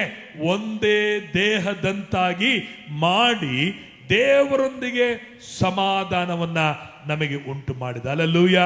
ಚೆನ್ನಾಗಿ ತಿಳ್ಕೊಳ್ರಿ. ಶಿಲುಬೆಯ ಮರಣ ಉಭಯರಾಗಿದ್ದ ನಮ್ಮನ್ನ ಮತ್ತು ದೇವರಿಗೂ ನಮಗೂ ಮಧ್ಯೆ ಇದ್ದಂಥ ದ್ವೇಷದ ಪತ್ರವನ್ನ ಶಿಲುಬೆಯಲ್ಲಿ ಏನ್ ಮಾಡಿದ್ರು? ಎಲ್ಲವನ್ನ ದೇವರು ಕೆಡಿಸಿ ಅದನ್ನ ಏನ್ ಮಾಡು? ಅದನ್ನ ಹಾಳು ಮಾಡಿ ಎಲ್ಲ ದ್ವೇಷದ ಎಲ್ಲ ದೋಷಾರೋಪಣೆಗಳನ್ನ ದೇವರು ಶಿಲುಬೆಯಲ್ಲಿ ಎಲ್ಲವನ್ನ ಕ್ಯಾನ್ಸಲ್ ಮಾಡಿ ಇವಾಗ ದೇವರು ಏನ್ ಮಾಡಿದ್ರೆ ಕ್ರಿಸ್ತನ ದೇಹದಲ್ಲಿ ನಮ್ಮನ್ನ ಒಂದಾಗಿ ಮಾಡಿದ್ರು. ಇನ್ನು ಕ್ರಿಸ್ತನು ಮತ್ತು ನಾವು ಬೇರೆ ಅಲ್ಲ. ಹಲ್ಲೆಲೂಯಾ. ಹೇಗೆ ಗಂಡ ಹೆಂಡತಿ ಅವರು ಇನ್ನೂ ಬೇರೆ ಅಲ್ಲ, ಅವರು ಒಂದೇ ಆಗಿದ್ದಾರೋ ಹಾಗೆ ಕ್ರಿಸ್ತನಲ್ಲಿ ನೀವು ಮತ್ತು ನಾವು ಒಂದೇ ಆಗಿರುವುದರಿಂದ ತಂದೆಯಾದ ದೇವರು ಇವತ್ತು ನಮ್ಮನ್ನು ಏನ್ ಮಾಡಿದ್ದಾನೆ? ಸಮಾಧಾನದಲ್ಲಿ ನಮ್ಮೊಂದಿಗೆ ಇದ್ದಾನೆ. ಹಲ್ಲೆಲೂಯಾ. ಇವತ್ತು ನಮ್ಮೊಂದಿಗೆ ಮಾಡಿಕೊಂಡ ಒಡಂಬಡಿಕೆ ಪ್ರೇರೆ ಸಮಾಧಾನದ ಒಡಂಬಡಿಕೆ. ಈ ಸಮಾಧಾನ ಒಡಂಬಡಿಕೆ ಬೆಟ್ಟಗಳು ಏನಾದರೂ ಅದು ಬಿಟ್ಟು ಹೋದರು, ಗುಡ್ಡಗಳು ಕದಲಿ ಹೋದರು, ಆತನ ಸಮಾಧಾನ ಒಪ್ಪಂದವು ಏನಾಗುವುದಿಲ್ಲ, ಎಂದಿಗೂ ಕದಲುವುದಿಲ್ಲ. ಮತ್ತು ನಮ್ಮೊಂದಿಗೆ ಮಾಡಿಕೊಂಡಂತ ಒಡಂಬಡಿಕೆ ಶಾಶ್ವತವಾದಂತ ಒಡಂಬಡಿಕೆ. ಇಟ್ ವಿಲ್ ನೆವರ್ ಕ್ಯಾನ್ಸಲ್ ಮಾಡಕ್ಕಾಗದೇ ಇಲ್ಲ. ಹಲ್ಲೆಲೂಯಾ. ನಾನೇ ಬಿಟ್ಟು ಹೋದ್ರು, ನಾನೇ ಅಗಲಿ ಹೋದ್ರು, ನಾನೇ ದೂರ ಹೋದ್ರು, ಈ ಸಮಾಧಾನದ ಒಡಂಬಡಿಕೆ ಏನ್ ಮಾಡ್ತದೆ? ನನ್ನನ್ನ ಹುಡುಕಿ ಹುಡುಕಿ ಹುಡುಕಿ ಹುಡುಕಿ ನನ್ನೊಂದಿಗೆ ಬರುವಂತನೇ ಆಗಿರ್ತದೆ. ಹಲ್ಲೆಲೂಯಾ. ಕೆಲವು ಸಮಯದಲ್ಲಿ ಮಕ್ಕಳು ತಪ್ಪು ಮಾಡಿದಾಗ ಏನ್ ಹೇಳ್ತಾರೆ ತಂದೆ ತಾಯಿಗಳು? ನೀನ್ ನನ್ನ ಮಗನೇ ಅಲ್ಲ, ನೀನ್ ನನಗೆ ಮಗಳೇ ಅಲ್ಲ ಅಂತ ಹೇಳ್ತಾರೆ. ಒಂದು ವೇಳೆ ಪೊಲೀಸರು ಹಿಡ್ಕೊಂಡುವಾಗಲೂ ಅವನು ನನ್ನ ಮಗನೇ ಅಲ್ಲ ಸರ್, ಆತ ನನ್ನ ಮಗಳೇ ಅಲ್ಲ ಅಂತ ಹೇಳುವಾಗಲೂ ಪ್ರೇರೆ ಅದು ಮಾತಿನಲ್ಲಿ ಒಂದು ವೇಳೆ ಇಲ್ಲ ಅಂತ ಹೇಳಿದ್ರು ಅವರ DNA ಅವರಲ್ಲಿ ಏನಾಗಿರುತ್ತದೆ? ಅವರಿಗೆ ಒಂದೇ ಆಗಿರುತ್ತದೆ. ಆದರೆ ಪ್ರೇರೆ ಇವತ್ತು ದೇವರು ನಮ್ಮನ್ನ ಏನಾಗಿ, ಆತನ ತಂದೆನೇ ಅಲ್ಲ ನನಗೆ, ಆತನು ನನಗೆ ದೇವರೇ ಅಲ್ಲ, ಆತನ ಮಾರ್ಗದಲ್ಲಿ ನಾನು ನಡೆಯಲ್ಲ, ಆತನಿಗೆ ಇಷ್ಟದ ಪ್ರಕಾರ ನನ್ನ ಕೈಲಿ ನಡೆಯಕ್ಕಾಗಲ್ಲ ಅಂತ ಹೇಳಿ ನಾನೇ ದೂರ ಹೋದರೂ ಈ ಪ್ರೀತಿ ಸಮಾಧಾನದ ಒಡಂಬಡಿಕೆ ನಿನ್ನನ್ನ ಯಾವ ಮೂಲೆಯಲ್ಲಿದ್ರು, ಸಿನಿಮಾ ಥಿಯೇಟರ್ ಇದ್ರು, ವ್ಯಭಿಚಾರದ ಮನೆಯಲ್ಲಿ ಕೂತಿದ್ರು ಅಥವಾ ದೂರವೇ ಹೋಗ್ತಿದ್ರು, ನೀನ್ ಎಂತ ತಪ್ಪೇ ಮಾಡ್ತಾ ಇದ್ರು, ಈ ಸಮಾಧಾನ ಒಡಂಬಡಿಕೆ ನಿನ್ನನ್ನು ಹುಡುಕಿ ಹುಡುಕಿ ಹುಡುಕಿ ನಿನ್ನೊಂದಿಗೆ ಸಮಾಧಾನದೊಂದಿಗೆ ಇವತ್ತುವರೆಗೆ ಕಾಣಲ್ಪಡುವಂಥದ್ದಾಗಿದೆ. ಹಲ್ಲೆಲೂಯಾ. ಅದಕ್ಕೆ ಪ್ರೇರೆ ನಾವು ತಿಳ್ಕೊಳ್ಬೇಕಾಗಿರೋದು ನನ್ನ ಭಕ್ತಿ, ನನ್ನ ನೀತಿ, ನನ್ನ ಪ್ರಾರ್ಥನೆ ಅಂದಲ್ಲ, ದೇವರು ನನ್ನೊಂದಿಗೆ ಸಮಾಧಾನದ ಒಡಂಬಡಿಕೆ ಆಗಿದ್ದಾನೆ. ಅದಕ್ಕೆ ಇಲ್ಲಿ ನೋಡ್ತೇವೆ, ಇದ್ದ ದ್ವೇಷಗಳನ್ನೆಲ್ಲ ದೇವರು ಶಿಲುಬೆಯ ಮೇಲೆ ಹಾಕಿದ್ದಾನೆ. ಹಲ್ಲೆಲೂಯಾ.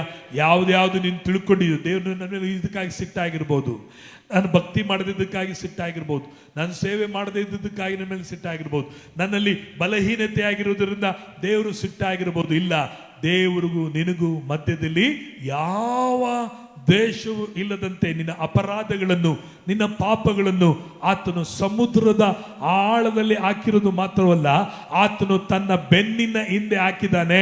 ಆತನು ತಂದೆಯಾದ ದೇವರು ನಿನ್ನನ್ನು ನೋಡುವಾಗ ಮಗನಾದ ಯೇಸು ಕ್ರಿಸ್ತನನ್ನು ನಿನ್ನಲ್ಲಿ ದೇವರು ನೋಡುವಂತವನಾಗಿದ್ದಾನೆ. ಹಲ್ಲೆಲೂಯಾ.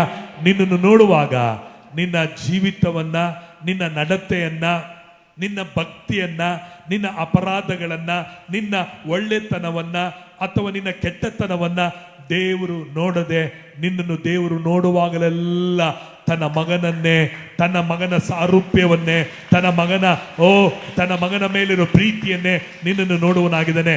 ನಿನ್ನನ್ನು ನೋಡುವಾಗೆಲ್ಲ ತಂದೆಯಾದ ದೇವರು ಶಿಲುಬೆಯಲ್ಲಿ ನಿನಗಾಗಿ ಒಡೆಯಲ್ಪಟ್ಟಂತ, ಜಡಿಯಲ್ಪಟ್ಟಂತ, ಮುಳ್ಳಿನ ಕಿರೀಟವನ್ನು ಧರಿಸಿಕೊಂಡಂತ, 40ಗೆ 1 ಕಡಿಮೆ 39 ಜಾಟಿಗಳನ್ನು ಒಡಿಸಿಕೊಂಡಂತ, ಕೈಗಳಲ್ಲಿ ಮಳೆಗಳನ್ನು ಒಡಿಸಿಕೊಂಡಂತ, ಕಾಲುಗಳಲ್ಲಿ ಮಳೆಗಳನ್ನು ಒಡಿಸಿಕೊಳ್ಳಲ್ಪಟ್ಟವನಾಗಿ, ಆತನ ಪಕ್ಕೆಯಲ್ಲಿ ಈಟಿಗಳು ತಿವಿಯಲ್ಪಟ್ಟಂತ ನಿನ್ನನ್ನು ನೋಡುವಾಗಲ್ಲ ಆ ಯೇಸು, ನಿನ್ನನ್ನು ತಂದೆಯಾದ ದೇವರು ನಿನ್ನನ್ನು ಅದೇ ರೀತಿಯಲ್ಲಿ ನೋಡುವಾಗಿದ್ದಾನೆ. ನನ್ನ ಮಗನು ಮುಳ್ಳಿನ ಕಿರೀಟವನ್ನು ಧರಿಸಿಕೊಂಡವನಾಗಿದ್ದ, ನನ್ನ ಮಗನು ಪಕ್ಕೆಯಲ್ಲಿ ತಿಳಿಸಿಕೊಂಡವನಾಗಿದ್ದಾನೆ, ನನಗಾಗಿ ಒಡೆಯಲ್ಪಟ್ಟವನಾಗಿದ್ದಾನೆ ಎಂಬುದಾಗಿ ಯೇಸು ನಿನ್ನನ್ನು ನೋಡುವಾಗಲ್ಲ, ನಿನ್ನೊಂದಿಗೆ ಸಮಾಧಾನದ ಆ ಒಡಂಬಡಿಕೆಯೊಂದಿಗೆ ನೋಡುವನಾಗಿದ್ದಾನೆ. ಹಲ್ಲೆಲೂಯಾ. ಅದಕ್ಕೆ ನಾವು ನಾಶವಾಗದೆ ಅಳಿಯದೆ ಉಳಿದಿರುವುದು ಆತನ ಸಮಾಧಾನದ ಒಡಂಬಡಿಕೆ. ಎಂತ ಒಳ್ಳೆ ದೇವರು ನಮಗೆ ಸಿಕ್ಕಿದ್ದಾನೆ. ಹಲ್ಲೆಲೂಯಾ.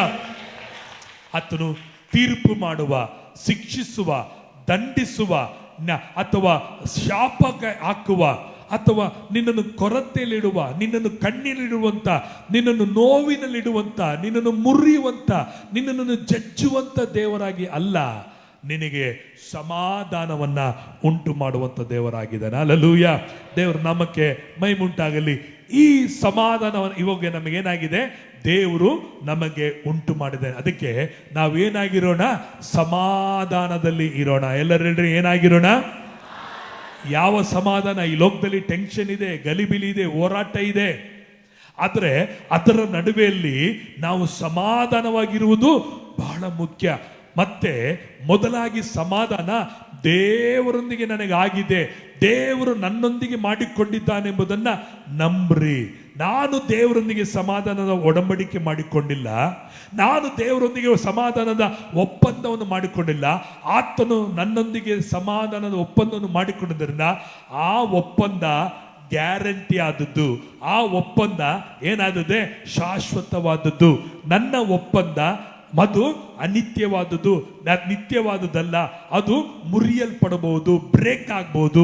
ಆದರೆ ದೇವರ ಸಮಾಧಾನ ಎಂದಿಗೂ ಬ್ರೇಕ್ ಆಗೋದೇ ಇಲ್ಲ.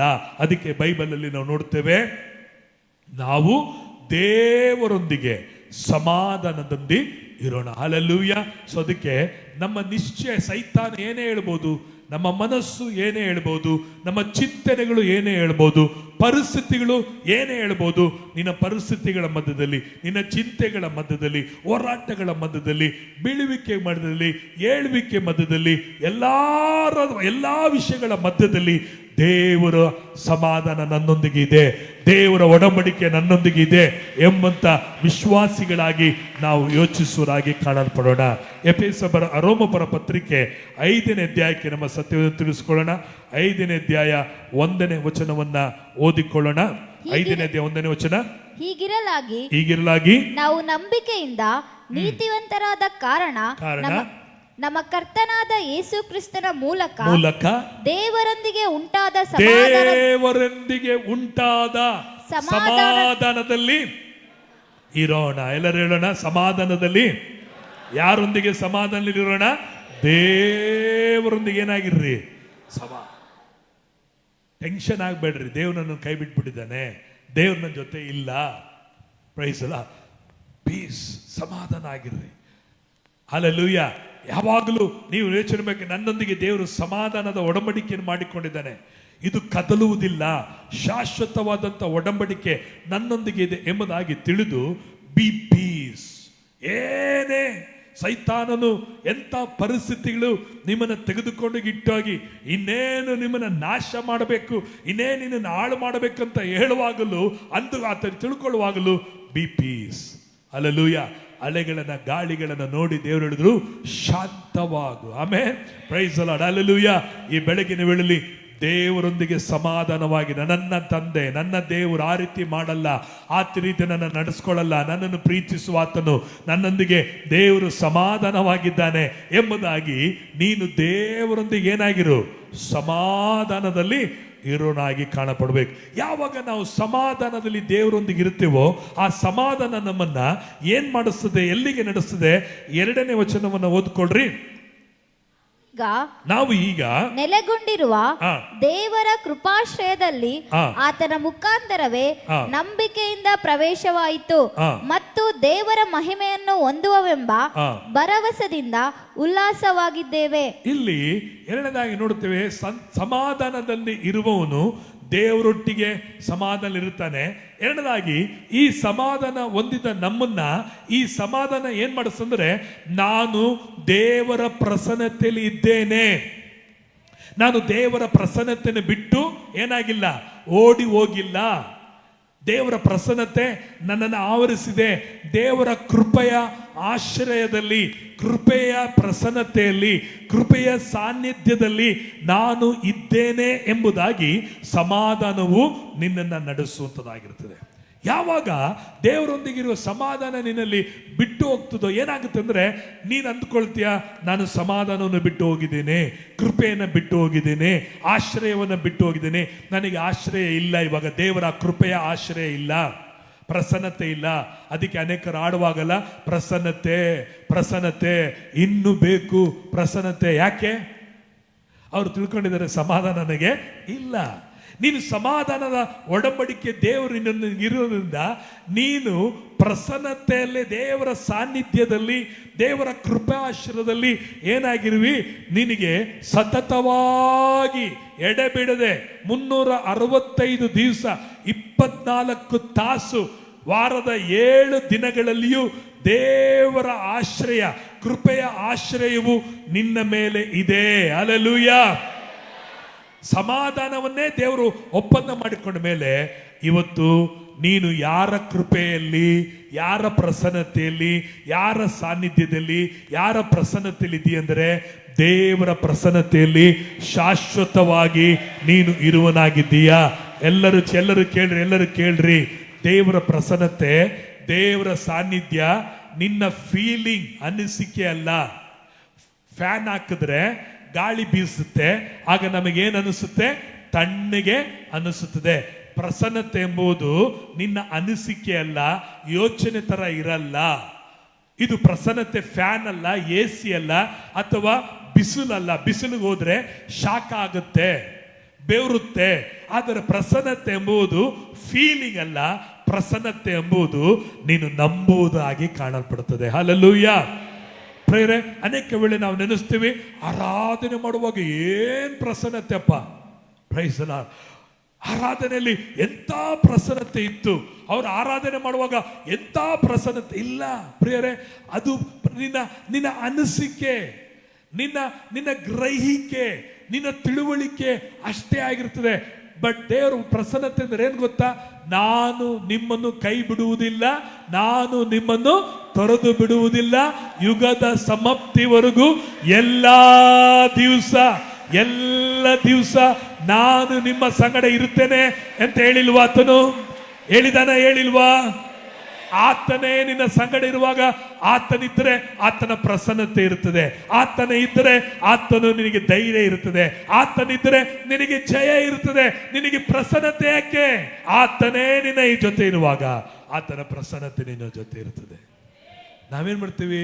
ಪ್ರಸನ್ನತೆ ಇನ್ನು ಬೇಕು, ದೇವ ಪ್ರಸನ್ನತೆ, ಇಳಿದು ಬರಲಿ ನಿನ್ನ ಪ್ರಸನ್ನತೆ. ದೇವರು ಹೇಳ್ತಾನೆ, ಇಲ್ಲ ಇಲ್ಲ ಇಲ್ಲ, ನನ್ನ ಪ್ರಸನ್ನತೆ ಎಂದಿಗೂ ನಿನ್ನನ್ನು ಬಿಟ್ಟು ಹೋಗಲಿಲ್ಲ. ಹಲ್ಲೆಲೂಯಾ. ನೀವೇ ದೇವರ ಆಲಯವಾಗಿದ್ದೀರಿ, ದೇವರ ಆತ್ಮನು ನಿಮ್ಮಲ್ಲಿ ವಾಸವಾಗಿದ್ದಾನೆ ಎಂಬುದಾಗಿ ನಿಮಗೆ ತಿಳಿಯದೋ? 7 ದೀಪ ಸ್ತಂಭಗಳಲ್ಲಿ ಚಲಿಸುವಂತ ದೇವರು ಇವತ್ತು ನಮ್ಮ ಹೃದಯಗಳಲ್ಲಿ ಚಲಿಸುತ್ತಿದ್ದಾನೆ. ನಮ್ಮ ಹೃದಯದಲ್ಲಿ ದೇವರು ವಾಸ ಮಾಡೋನಾಗಿದ್ದಾನೆ. ಇದಕ್ಕೆ ಒಡಂಬಡಿಕೆ, ಸಮಾಧಾನದ ಒಡಂಬಡಿಕೆ ಆಗಿರುವುದರಿಂದ ಇವತ್ತು ಪ್ರಿಯರೇ, ನಾವು ದೇವರ ಪ್ರಸನ್ನತೆಯಲ್ಲಿ ಯಾವಾಗಲೂ ಇದ್ದೇವೆ ಎಂಬುದನ್ನ ನಂಬಿರಿ. ನಂಬಿದರೆ ದೇವರ ಮಹಿಮೆಯನ್ನು ಕಾಣುವಿರಿ. ಸ್ವಲ್ಪ ಹೊತ್ತು ಪ್ರಾರ್ಥನೆ ಮಾಡಿದ್ಮೇಲೆ ಪ್ರಸನ್ನತೆ ಬರ್ತದೆ. ಸ್ವಲ್ಪ ಹೊತ್ತು ಅನ್ಯ ಭಾಷೆ ಮಾತಾಡಿದ್ಮೇಲೆ ದೇವರ ಪ್ರಸನ್ನತೆ ಬರ್ತದೆ. ಸ್ವಲ್ಪ ಹೊತ್ತು ಮೊಣಕಾಲು ಹಾಕಿದ ಮೇಲೆ ದೇವರ ಪ್ರಸನ್ನತೆ ಬರ್ತದೆ. ಹಾಗೆಂದೇಳಿ ನಾವೇನ್ ಮಾಡ್ಕೊಂಡಿದ್ದೀವಿ, ಅಂದುಕೊಂಡಿದ್ದೇವೆ. ಇದು ನಮ್ಮ ಹಿನ್ನೆಲೆ, ನಾವು ದಾಟಿ ಬಂದ ನಮ್ಮ ಧರ್ಮಗಳ ಹಿನ್ನೆಲೆಯನ್ನ ನಾವು ಕ್ರಿಸ್ತನ ವಾಕ್ಯದಲ್ಲಿ ಏನ್ ಮಾಡ್ತಾ ಇದ್ದೀವಿ, ಎರಡನ್ನು ಮಿಕ್ಸ್ ಮಾಡ್ತಾ ಇದ್ದೀವಿ. ಇಲ್ಲ, ದೇವರ ಪ್ರಸನ್ನತೆ ನಿಮ್ಮನ್ನ ಎಂದೆಂದಿಗೂ ಬಿಟ್ಟು ಹೋಗಲೇ ಇಲ್ಲ, ಇದುವರೆಗೂ ಬಿಟ್ಟಿಲ್ಲ, ಇನ್ನು ಮುಂದೆ ನಿಮ್ಮನ್ನು ಬಿಟ್ಟು ಹೋಗಲ್ಲ. ಹಲ್ಲೆಲೂಯಾ. ನೀನು ಕೆಸರಿನ ಗುಂಡಿಯಲ್ಲಿ, ಪಾಪದ ಗುಂಡಿಯಲ್ಲಿ, ಸಿನಿಮಾ ಥಿಯೇಟರ್ ಅಲ್ಲಿ ಕೂತಿದ್ರು, ವ್ಯಭಿಚಾರದ ಮನೆಯಲ್ಲಿ ಕೂತಿದ್ರು, ಅಥವಾ ಕತ್ತಲೆಯಲ್ಲಿದ್ರು, ಪಾಪನೇ ಮಾಡ್ತಿದ್ರು, ಎಣ್ಣೆನೆ ಹೊಡಿತಿದ್ರು, ದೇವರ ಪ್ರಸನ್ನತೆ ನಿನ್ನನ್ನು ಬಿಟ್ಟು ಹೋಗಿಲ್ಲ. ನಿನಗೆ ದೇವರ ಪ್ರಸನ್ನತೆ ಇರುವುದರಿಂದ ಆ ಪ್ರಸನ್ನತೆ ಇವತ್ತು ನಿನ್ನನ್ನು ಎಲ್ಲಿ ಕೊಂಡು ಬಂದಿದೆ, ಆಲಯಕ್ಕೆ ಕೊಂಡು ಬಂದಿದೆ. ಮತ್ತೆ ಪ್ರಸನ್ನತೆ ಪ್ರಸನ್ನತೆ ಪ್ರಸನ್ನತೆ ಎಲ್ಲಿದೆ, ಪ್ರಸನ್ನತೆ ಎಲ್ಲಿದೆ ಅಂತ ಹುಡುಕೊಂಡು ಹೋಗ್ಬೇಡ. ಪ್ರಸನ್ನತೆ ನಿನ್ನಲ್ಲಿದೆ, ಶಾಶ್ವತವಾದ ಪ್ರಸನ್ನತೆ. ಸಮಾಧಾನದ ಒಡಂಬಡಿಕೆ ಶಾಶ್ವತವಾದದ್ದು. ಪ್ರಸನ್ನತೆ ಎಂಬುದು ಸಹ ಏನಾಗಿದೆ, ಹೇಳ್ರಿ, ಎಲ್ಲರೂ ಹೇಳ್ರಿ, ಶಾಶ್ವತವಾದ. ಆಕಾಶ ಭೂಮಿ ಅಳಿದು ಹೋದರು ಆತನ ಬಾಯಿಂದ ಹೊಂಟು ಬರೆದ ಒಂದು ಮಾತು ಏನಾಗಿಲ್ಲ, ಅಳಿದು ಹೋಗದ ಸಾಗು. ಲೋಕದ ಕಟ್ಟ ಕಡೆಗೆ ನಾನು ನಿಮ್ಮ ಸಂಗಡ ಇರುತ್ತೇನೆ ಎಂಬುದಾಗಿ ಹೇಳಿದ ದೇವರು. ಆತನ ಪ್ರಸನ್ನತೆ ನಿಮ್ಮಲ್ಲಿ ಇರುತ್ತದೆ. ಮತ್ತು ಸಮಾಧಾನವು ನಮ್ಮನ್ನ ಏನ್ ಮಾಡ್ತದೆ, 2ನೇ ವಚನದಲ್ಲಿ ಭರವಸದಿಂದ ಇರುವಂತೆ ನಮ್ಮನ್ನ ಮಾಡುತ್ತದೆ. ಹಲ್ಲೆಲೂಯಾ. ಸಮಾಧಾನ ಪ್ರೇರೆ, ನಾವು ಸಮಾಧಾನದಲ್ಲಿ, ಕರ್ತನ ಸಮಾಧಾನ ನಮಗೆ ಏನು ಕೊಂಡು ಬರುತ್ತದೆ ಅಂದ್ರೆ ನಿರೀಕ್ಷೆಯನ್ನ ಕೊಂಡು ಬರುತ್ತದೆ. ಎಲ್ಲರೂ ಹೇಳ್ರಿ, ಏನು ಕೊಂಡು ಬರ್ತದೆ? ಎಲ್ಲರೂ ಹೇಳ್ರಿ, ನಿರೀಕ್ಷೆಯನ್ನ ಕೊಂಡು ಬರುತ್ತದೆ. ಎಷ್ಟು ಮಂದಿಗೆ ನಿರೀಕ್ಷೆ ಇದೆ, ನಾನು ಪರಲೋಕಕ್ಕೆ ಹೋಗ್ತೀನಿ ಅಂತೇಳಿ? ಪರಲೋಕ ನೋಡ್ಲಿಲ್ಲ, ಅದರ ನಿರೀಕ್ಷೆ ನಮಗೆ ಹೆಂಗಿಂದ ಬಂತು? ದೇವರು ಕ್ರಿಸ್ತನು ನಮ್ಮೊಂದಿಗೆ, ತಂದೆಯಾದ ದೇವರೊಂದಿಗೆ ಆ ಸಮಾಧಾನದ ಒಡಂಬಡಿಕೆ ಮಾಡಿಕೊಡೋದ್ರಿಂದ ಈ ನಿರೀಕ್ಷೆ ನಮಗೆ ಇದೆ. ಅನ್ಯರಿಗೆ ತಾವು ಸತ್ತರೆ ಎಲ್ಲಿಗೆ ಹೋಗ್ತೀವಿ ಅಂತ ಕೇಳಿದ್ರೆ ಈ ನಿರೀಕ್ಷೆ ಇಲ್ಲ. ಎಷ್ಟು ಮಂದಿ ನಂಬ್ತೀರಿ ಯೇಸು ಬರ್ತಾನೆ ಎಂಬುದಾಗಿ? ಹಾಗಾದರೆ ಈ ನಿರೀಕ್ಷೆ ಇದೇನಾಗಿದೆ? ನಿರೀಕ್ಷೆ. ಯಾಕೆ ಈ ನಿರೀಕ್ಷೆ ನಮಗೆ ಬಂತು? ಸಮಾಧಾನದ ಒಡಂಬಡಿಕೆ ನಮ್ಮೊಂದಿಗೆ ದೇವರು ಮಾಡಿಕೊಂಡಿದ್ದರಿಂದ ಇವತ್ತು ನಮಗೆ ನಿರೀಕ್ಷೆ ಇದ್ರೆ, ನಾನು ಸತ್ರೆ ಪರಲೋಕಕ್ಕೆ ಹೋಗ್ತೀನಿ. ಎಷ್ಟು ಮಂದಿ ನಿರೀಕ್ಷಿಸ್ತೀರಿ? ದೇವರ ವಾಗ್ದಾನಗಳು ನನಗೆ ಹೌದೆಂಬುದಾಗಿ, ಆಮೇನ್ ಎಂಬುದಾಗಿ ಇವತ್ತು ಅಥವಾ ನಾಳೆ ಮುಂದಿನ ದಿನಗಳಲ್ಲಿ ನೆರವೇರುತ್ತೆಂಬುದಾಗಿ. ಈ ನಿರೀಕ್ಷೆ ಯಾರಿಂದ ಉಂಟಾದದ್ದು? ಸಮಾಧಾನದ ಒಡಂಬಡಿಕೆ ನಮ್ಮೊಂದಿಗೆ ಮಾಡಿಕೊಂಡದರಿಂದ. ಹಲ್ಲೆಲೂಯಾ. ಮೂರನಾಗಿ ನಾವು ನೋಡುತ್ತೇವೆ, 3ನೇ ವಚನವನ್ನು ನಾವು ಓದಿಕೊಳ್ಳೋಣ. ಇದು ಮಾತ್ರವಲ್ಲದೆ ನಮಗೆ ಉಂಟಾಗುವ ಉಪದ್ರವಗಳಲ್ಲಿಯೂ ಉಲ್ಲಾಸವಾಗಿದ್ದೇವೆ. ಸಮಾಧಾನ ನಮ್ಮಲ್ಲಿ ಇರೋದ್ರಿಂದ ನಮಗೇನ್ ಮಾಡುತ್ತದೆ ಅಂದ್ರೆ, ಇದು ಮಾತ್ರವಲ್ಲದೆ ನಮಗುಂಟಾಗುವ ಉಪದ್ರವದಲ್ಲಿಯೂ ದುಃಖವಾಗಿದ್ದೇವೆ, ನೋವಾಗಿದ್ದೇವೆ ಅಂತಲ್ಲ, ಉಲ್ಲಾಸವಾಗಿದ್ದೇವೆ. ಹಲ್ಲೆಲೂಯಾ. ಚೆನ್ನಾಗಿ ತಿಳ್ಕೊಳ್ರಿ, ಯಾರೆಲ್ಲ ಕರ್ತನ ಸಮಾಧಾನದ ಒಡಂಬಡಿಕೆಯಲ್ಲಿ ನಾವು ಜೀವಿಸ್ತಾ ಇರ್ತೀವೋ, ಜೀವನದಲ್ಲಿ ಅನೇಕ ತರವಾದ ಉಪದ್ರವಗಳು. ಯಾವ ಉಪದ್ರವಗಳು? ಕ್ರಿಸ್ತನ ನಿಮಿತ್ತವಾಗಿ, ಸತ್ಯದ ನಿಮಿತ್ತವಾಗಿ, ವಾಕ್ಯದ ನಿಮಿತ್ತವಾಗಿ, ಸೇವೆಯ ನಿಮಿತ್ತವಾಗಿ, ಸಭೆಗೆ ಬರುವುದರ ಮೂಲಕವಾಗಿ, ಅಥವಾ ನಮಗೆ ಕ್ರಿಸ್ತನ ಮೂಲಕ, ವಾಕ್ಯದ ಮೂಲಕವಾಗಿ, ಆರಾಧನೆಗೆ ಬರೋದ್ರ ಮೂಲಕವಾಗಿ, ನಷ್ಟಗಳು ಉಂಟಾಗುವುದರ ಮೂಲಕವಾಗಿ, ಅವಮಾನಗಳು, ನಿಂದೆಗಳು ಬರುವುದರ ಮೂಲಕವಾಗಿ ನಾವೇನಾಗುವುದಿಲ್ಲ ಅಂದ್ರೆ ಸೋತು ಹೋಗುವುದಿಲ್ಲ, ಬಳಲಿ ಹೋಗುವುದಿಲ್ಲ. ಎಲ್ಲರೂ ಚರ್ಚು ಅಂತ ಹೋಗ್ತೀಯ, ನಿನಗೇನಾದರೂ ನಾಚಿಕೆ ಇದೆಯಾ, ಅಲ್ಲೇನಾದರೂ ನಿನಗೆ ಕೊಡ್ತಾರಾ ಎಂಬುದಾಗಿ ಅನೇಕ ನಿಂದೆಗಳು, ಅವಮಾನಗಳು ನಮ್ಮ ಕುಟುಂಬದವರು, ಬಂಧು ಬಳಗದವರು, ಸ್ನೇಹಿತರು, ಇಡೀ ಊರೇ ನಮಗೆ ವಿರುದ್ಧವಾಗಿ ಬಂದಾಗಲೂ ಈ ಸಮಾಧಾನದ ಒಡಂಬಡಿಕೆ ಇದ್ದುದರಿಂದ ಇವತ್ತು ನಾವೇನಾಗಿದ್ದೀವಿ? ಅವುಗಳೆಲ್ಲ ಬಂದಾಗ ಉಲ್ಲಾಸವಾಗಿ, ಸಂತೋಷವಾಗಿ, ಆನಂದವುಳ್ಳವರಾಗಿ ನಾವು ಕಾಣಲ್ಪಡುತ್ತೇವೆ. ಹಲ್ಲೆಲೂಯಾ. ಅನೇಕ ನಿಂದೆಗಳು ಬಂತು, ಅನೇಕ ಅವಮಾನಗಳು ಬಂತು, ಕುಟುಂಬದವರೇ ಬೈದ್ರು, ಬಂಧು ಬಳಗದವರು ಬೈದ್ರು, ಸ್ನೇಹಿತರುಗಳು ಮಾತಾಡಿದ್ರು, ಊರಿನ ಜನ ಮಾತಾಡಿದ್ರು. ಆದರೂ ಕ್ರಿಸ್ತನ ಪ್ರೀತಿಯಿಂದ, ಈ ಸಮಾಧಾನದ ಒಡಂಬಡಿಕೆಯಿಂದ ಯಾವುದು ನಮ್ಮನ್ನ ಅಗಲಿಸಲಿಕ್ಕೆ ಆಗಲೇ ಇಲ್ಲ. ಹಲ್ಲೆಲೂಯಾ. ಸಮಾಧಾನದ ಒಡಂಬಡಿಕೆ ನಮಗೇನು ಕೊಂಡು ಬಂತಂದ್ರೆ, ಅದು ಉಲ್ಲಾಸವನ್ನ, ಸಂತೋಷವನ್ನ, ಸಾಮರ್ಥ್ಯವನ್ನ ಅದು ನಮಗೆ ಉಪದ್ರವಗಳಲ್ಲಿ, ಅವಮಾನಗಳಲ್ಲಿ, ಕಷ್ಟಗಳಲ್ಲಿ ನಮಗೆ ಸಂತೋಷವುಳ್ಳವರಾಗಿ ಇದ್ದೇವೆ. ಹಲ್ಲೆಲೂಯ. ಕ್ರಿಸ್ತನ ನಿಮಿತ್ತವಾಗಿ ಏನೇ ನಿಂದೆಗಳು ಬಂದರು, ಅವಮಾನಗಳು ಬಂದರು, ಕಷ್ಟಗಳು ಬಂದರು, ಇವತ್ತು ಅವುಗಳನ್ನು ಸಹಿಸಿಕೊಳ್ಳುವಂತ ಉಲ್ಲಾಸ ಇವತ್ತು ದೇವರು ನಮಗೆ ಆತನು ಕೊಟ್ಟವನಾಗಿದ್ದಾನೆ. ಯಾಕೆಂದ್ರೆ ನಮ್ಮೊಂದಿಗೆ ಮಾಡಿಕೊಂಡ ಒಡಂಬಡಿಕೆ ಎಂತ ಒಡಂಬಡಿಕೆ? ಸಮಾಧಾನದ ಒಡಂಬಡಿಕೆಯಾಗಿ ಕಾಣಲ್ಪಡುವಂತದಾಗಿದೆ. Praise the lord. Hallelujah. So ಮತ್ತು ಇಲ್ಲಿ ನಾವು ನೋಡುತ್ತೇವೆ 4ನೇ ವಚನವನ್ನು ಓದಿಕೊಳ್ಳೋಣ. ಯಾಕೆಂದರೆ ಉಪದ್ರವದಿಂದ ತಾಳ್ಮೆ ಹುಟ್ಟುತ್ತದೆ, ತಾಳ್ಮೆಯಿಂದ ಅನುಭವ ಸಿದ್ಧಿ ಹುಟ್ಟುತ್ತದೆ, ಅನುಭವದಿಂದ ನಿರೀಕ್ಷಣ ಹುಟ್ಟುತ್ತದೆಂದು ಬಲ್ಲೆವು. Praise the lord. ಇಲ್ಲಿ 4ನೇ ವಚನದಲ್ಲಿ ನಾವು ನೋಡಬೇಕಾದರೆ ಈ ಸಮಾಧಾನವು, ದೇವರೊಂದಿಗಿರುವ ಸಮಾಧಾನವು ನಮ್ಮನ್ನ ಏನ್ ಮಾಡುತ್ತೆ ಅಂದ್ರೆ ನಿರೀಕ್ಷೆಯನ್ನ ಹುಟ್ಟಿಸುತ್ತದೆ. ಎಲ್ಲರೂ ಏನು ಹುಟ್ಟಿಸುತ್ತದೆ? ಓಪ್. ಸಮಾಧಾನ, ದೇವರೊಂದಿಗಿರುವಂತ ನಮಗೆ ಇರುವ ಸಮಾಧಾನ ನಮಗೆ ನಿರೀಕ್ಷೆ. ಒಂದು ದಿನ ದೇವರು ಬರ್ತಾನೆ, ಒಂದಿನ ದೇವರು ಬಿಡುಗಡೆ ಮಾಡ್ತಾನೆ, ಒಂದು ದಿನ ದೇವರು ಉದ್ಧಾರ ಮಾಡ್ತಾನೆ, ಒಂದು ದಿನ ದೇವರು ಬಿಡಿಸುತ್ತಾನೆ, ಒಂದು ದಿನ ದೇವರು ಕೊಡ್ತಾನೆ. ಈಗೇನೆ ನಮ್ಮ ಪರಿಸ್ಥಿತಿ ಇರಲ್ಲ. ಇವತ್ತು ಹೀಗೆ ಇದ್ದೇವೆ, ನಾಳೆ ನನ್ನ ಜೀವಿತ ಬದಲಾಗುತ್ತೆ ಎಂಬ ಕ್ರಿಸ್ತನ ನಂಬಿದ ದಿನದಿಂದ ಆ ನಿರೀಕ್ಷೆ ಇದುವರೆಗೂ ನಮ್ಮನ್ನು ಕೊಂಡು ಬಂದಿದೆ. ಈ ನಿರೀಕ್ಷೆ ಇರ್ಲಿಕ್ಕೆ ಕಾರಣ ಯಾಕೆಂದ್ರೆ ದೇವರು ನಮ್ಮೊಂದಿಗೆ ಮಾಡಿಕೊಂಡ ಏನಂತಾಗಿದೆ? ಸಮಾಧಾನದ ಒಡಂಬಡಿಕೆ. ಅದಕ್ಕೆ ಪ್ರಿಯರೇ, ದೇವರೊಂದಿಗೆ ಸಮಾಧಾನದಂದಿರ್ರಿ. ಹಲ್ಲೆಲೂಯಾ. ಸಮಾಧಾನವನ್ನು ಕಾಪಾಡಿಕೊಳ್ಳ್ರಿ. ದೇವರು ಕೊಟ್ಟಂತ ಒಡಂಬಡಿಕೆಯನ್ನ ಕಾಪಾಡಿಕೊಳ್ಳುವಾಗ ಅದು ನಮ್ಮನ್ನ ನಡೆಸುವಂತದಾಗಿರ್ತದೆ. 5ನೇ ವಚನವನ್ನು ಓದಿಕೊಳ್ಳೋಣ. ಸಮಾಧಾನದಲ್ಲಿ ಇರುವಾಗ ಏನಾಗುತ್ತೆ? ಈ ನಿರೀಕ್ಷೆಯು ನಮ್ಮ ಆಶೆಯನ್ನು ಭಂಗಪಡಿಸುವುದಿಲ್ಲ, ನಮಗೆ ಕೊಟ್ಟಿರುವ ಪವಿತ್ರಾತ್ಮನ ಮೂಲಕವಾಗಿ ದೇವರ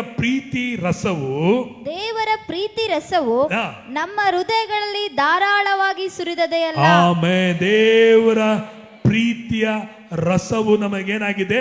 ಕೊಡಲ್ಪಡ. ಇಲ್ಲಿ ನೋಡುತ್ತೇವೆ 5ನೇ ವಚನದಲ್ಲಿ ನೋಡಬೇಕಾದ್ರೆ ಪವಿತ್ರಾತ್ಮನನ್ನ ವರವನ್ನ ನಮಗೆ ದೇವರು ದಯಪಾಲಿಸಿದ್ದಾನೆ. ಹೇಗೆ ನಮಗೆ ದಯಪಾಲಿಸಿದಂದರೆ ಆತನು ಸಮಾಧಾನದ ಒಡಂಬಡಿಕೆಯನ್ನ ಮಾಡಿಕೊಂಡನೆ. ಇಲ್ಲೆಲ್ಲರೂ ಚೆನ್ನಾಗಿ ತಿಳ್ಕೊಳ್ರಿ, ನೀವು ಪವಿತ್ರಾತ್ಮನು ಮಾತ್ರ ಹೊಂದಿಲ್ಲ, ಪವಿತ್ರಾತ್ಮನೊಂದಿಗೆ ನೀವು ಏನನ್ನು ಹೊಂದಿದ್ದೀರಿ ಅಂದ್ರೆ ವರಗಳನ್ನು ಹೊಂದಿದ್ದೀರಿ. ಹಲ್ಲೆಲೂಯಾ. ಏನು ಹೊಂದಿದ್ದೀರಿ? ಎಲ್ಲರೂ ಹೇಳ್ರಿ, ಏನನ್ನು ಹೊಂದಿದ್ದೀರಾ? ಎಲ್ಲರೂ ಹೇಳ್ರಿ, ಏನು ಹೊಂದಿದ್ದೀರಿ? ವರಗಳನ್ನ ಹೊಂದಿದ್ದೀರಿ. ಅದಕ್ಕಾಗಿ ನೀವು ಪವಿತ್ರಾತ್ಮನ ನಿಮ್ಮಲ್ಲಿ ಬಂದಾಗಲೇ ಆತನು ವರಗಳನ್ನ ಏನ್ ಮಾಡಿದ್ದಾನೆ? ಆತನು ಕೊಂಡು ಬಂದವನಾಗಿದ್ದಾನೆ.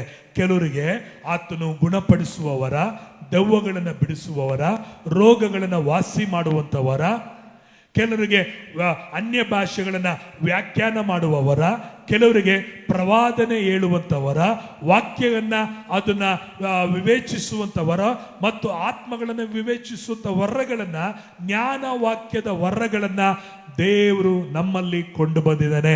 ಈ ವರಗಳನ್ನ ತಪಸ್ಸಿನಿಂದ, ಉಪವಾಸದಿಂದ, ಕಣ್ಣೀರಿಂದ ಕೊಡು ಕೊಡು ಕೊಡು ದೇವರೆಂಬುದಾಗಿ ಬೇಡಿಕೊಂಡಿದ್ದರಲ್ಲ, ದೇವರೇ ನಿನ್ನೊಂದಿಗೆ ಸಮಾಧಾನದ ಒಪ್ಪಂದವನ್ನ ಮಾಡಿಕೊಂಡಿದ್ದರಿಂದಲೇ ನಿನಗೆ ಪವಿತ್ರಾತ್ಮನನ್ನ ದೇವರು ಕೊಟ್ಟಿದ್ದಾನೆ. ಆ ಪವಿತ್ರಾತ್ಮನು ನಿನ್ನಲ್ಲಿ ಬರುವಾಗಲೇ ಆತನು ಏನಾಗಿ ಬಂದಿದ್ದಾನೆ? ವರಗಳನ್ನ ತೆಗೆದುಕೊಂಡು ಬಂದಿದ್ದಾನೆ. ಹಲ್ಲೆಲೂಯಾ. ನಿನ್ನಲ್ಲಿರುವ ಪವಿತ್ರಾತ್ಮರು ಏನು ಹೊಂದಿದ್ದಾರೆ? ವರಗಳ ಹೊಂದಿದ್ದಾರೆ.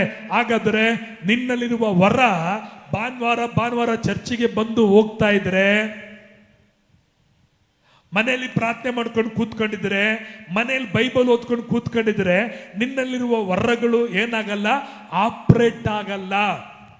ಪ್ರೇರೆ, ನಿಮ್ಮ ವರಗಳು ಯಾವಾಗ ಆಪರೇಟ್ ಆಗುತ್ತಂದ್ರೆ, ಒಬ್ಬ ಅನ್ಯ ವ್ಯಕ್ತಿ ಬಳಿಗೆ ಹೋಗಿ, ಆಸ್ಪತ್ರೆಗೆ ಹೋಗಿ ಯಾರಿಗಾದರೂ ಸುವಾರ್ತೆನ ಹೇಳ್ತಿರುವಾಗ, ಆಸ್ಪತ್ರೆ ಸುವಾರ್ತೆ ಸಾರುವಾಗ, ಯಾರೋ ರೋಗಿಗೆ ಸುವಾರ್ತೆ ಸಾರುವಾಗ ನಿನ್ನಲ್ಲಿರುವ ವರ ಆವಾಗ ಏನಾಗುತ್ತೆ?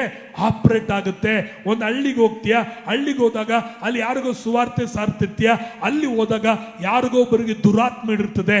ನೀನು ಅಲ್ಲಿ ಓದಿದ ತಕ್ಷಣ ನಿನ್ನಲ್ಲಿರುವಂತ ವರ ಆ ದುರಾತ್ಮ ಹಿಡಿದವನಿಗೆ ಏನ್ ಮಾಡ್ತದೆ, ಅವನಿಗೆ ಗಲಿಬಿಲಿ ಉಂಟು ಮಾಡಿ, ಅಯ್ಯೋ ನಾನು ಹೋಗ್ತೀನಿ, ನಾನು ಓಡಿಸ್ಬೇಡ, ನಾನು ಬಿಟ್ಟೋಗ್ತೀನಿ, ನಾನೇ ಬಿಟ್ಟೋಗ್ತೀನಿ ಅಂತೇಳಿ ನಿನ್ನಲ್ಲಿರುವ ವರ ಅಲ್ಲಿ ಆಪರೇಟ್ ಆಗುತ್ತೆ.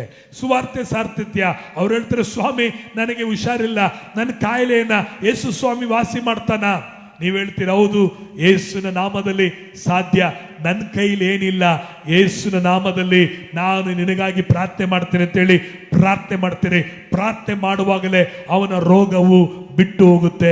ಅವನು ಕೇಳುವಾಗ ಹೇಗಿದ್ದೀರ ಅಂತ ಹೇಳಿದ್ರೆ, ಪರವಾಗಿಲ್ಲ, ಈಗ ನಾನು ಚೆನ್ನಾಗಿದ್ದೀನಿ. ಒಂದು ವಾರ ಬಿಟ್ಟು ಹೋಗಿ ಕೇಳ್ತೀರಾ, ಹೇಗಿದ್ದೀರಾ? ಓ, ಅವತ್ತು ನೀವು ಪ್ರಾರ್ಥನೆ ಮಾಡುವುದ್ರಿ, ನಾನು ಚೆನ್ನಾಗಿದ್ದೀನಿ, ಆ ಯೇಸು ಸ್ವಾಮಿ ನಾನು ನಂಬೇಕು, ಏನ್ ಮಾಡ್ಬೇಕೆಂಬುದಾಗಿ ಏನ್ ಮಾಡ್ತಾನೆ, ಆವಾಗ ಆತನು ಯೇಸುನ ನಂಬಲಿಕ್ಕೆ ಸಾಧ್ಯವಾಗುತ್ತೆ. ನಾವೇನ್ ಮಾಡಿದೀವಿ, ಪವಿತ್ರಾತ್ಮನ ಹೊಂದಿಕೊಂಡಿದ್ದೀವಿ, ವರವನ್ನ ಏನ್ ಮಾಡಿಲ್ಲ, ನಾವು ಆಪರೇಟ್ ಮಾಡ್ತಾ ಇಲ್ಲ, ವರವನ್ನ ಉಪಯೋಗ ಮಾಡ್ತಾ ಇಲ್ಲ. ಅಕ್ಕಿ ಮನೇಲಿದ್ರೆ ಸಾಲದು, ಅಕ್ಕಿನ ಏನ್ ಮಾಡ್ಬೇಕು, ಅದನ್ನ ನೀರಲ್ಲಿ ಹಾಕಿ ಬೇಯಿಸುವಾಗ ಅದು ಅನ್ನವಾಗುತ್ತೆ, ಅನ್ನ ಆದಾಗ ಊಟ ಆಗುತ್ತೆ.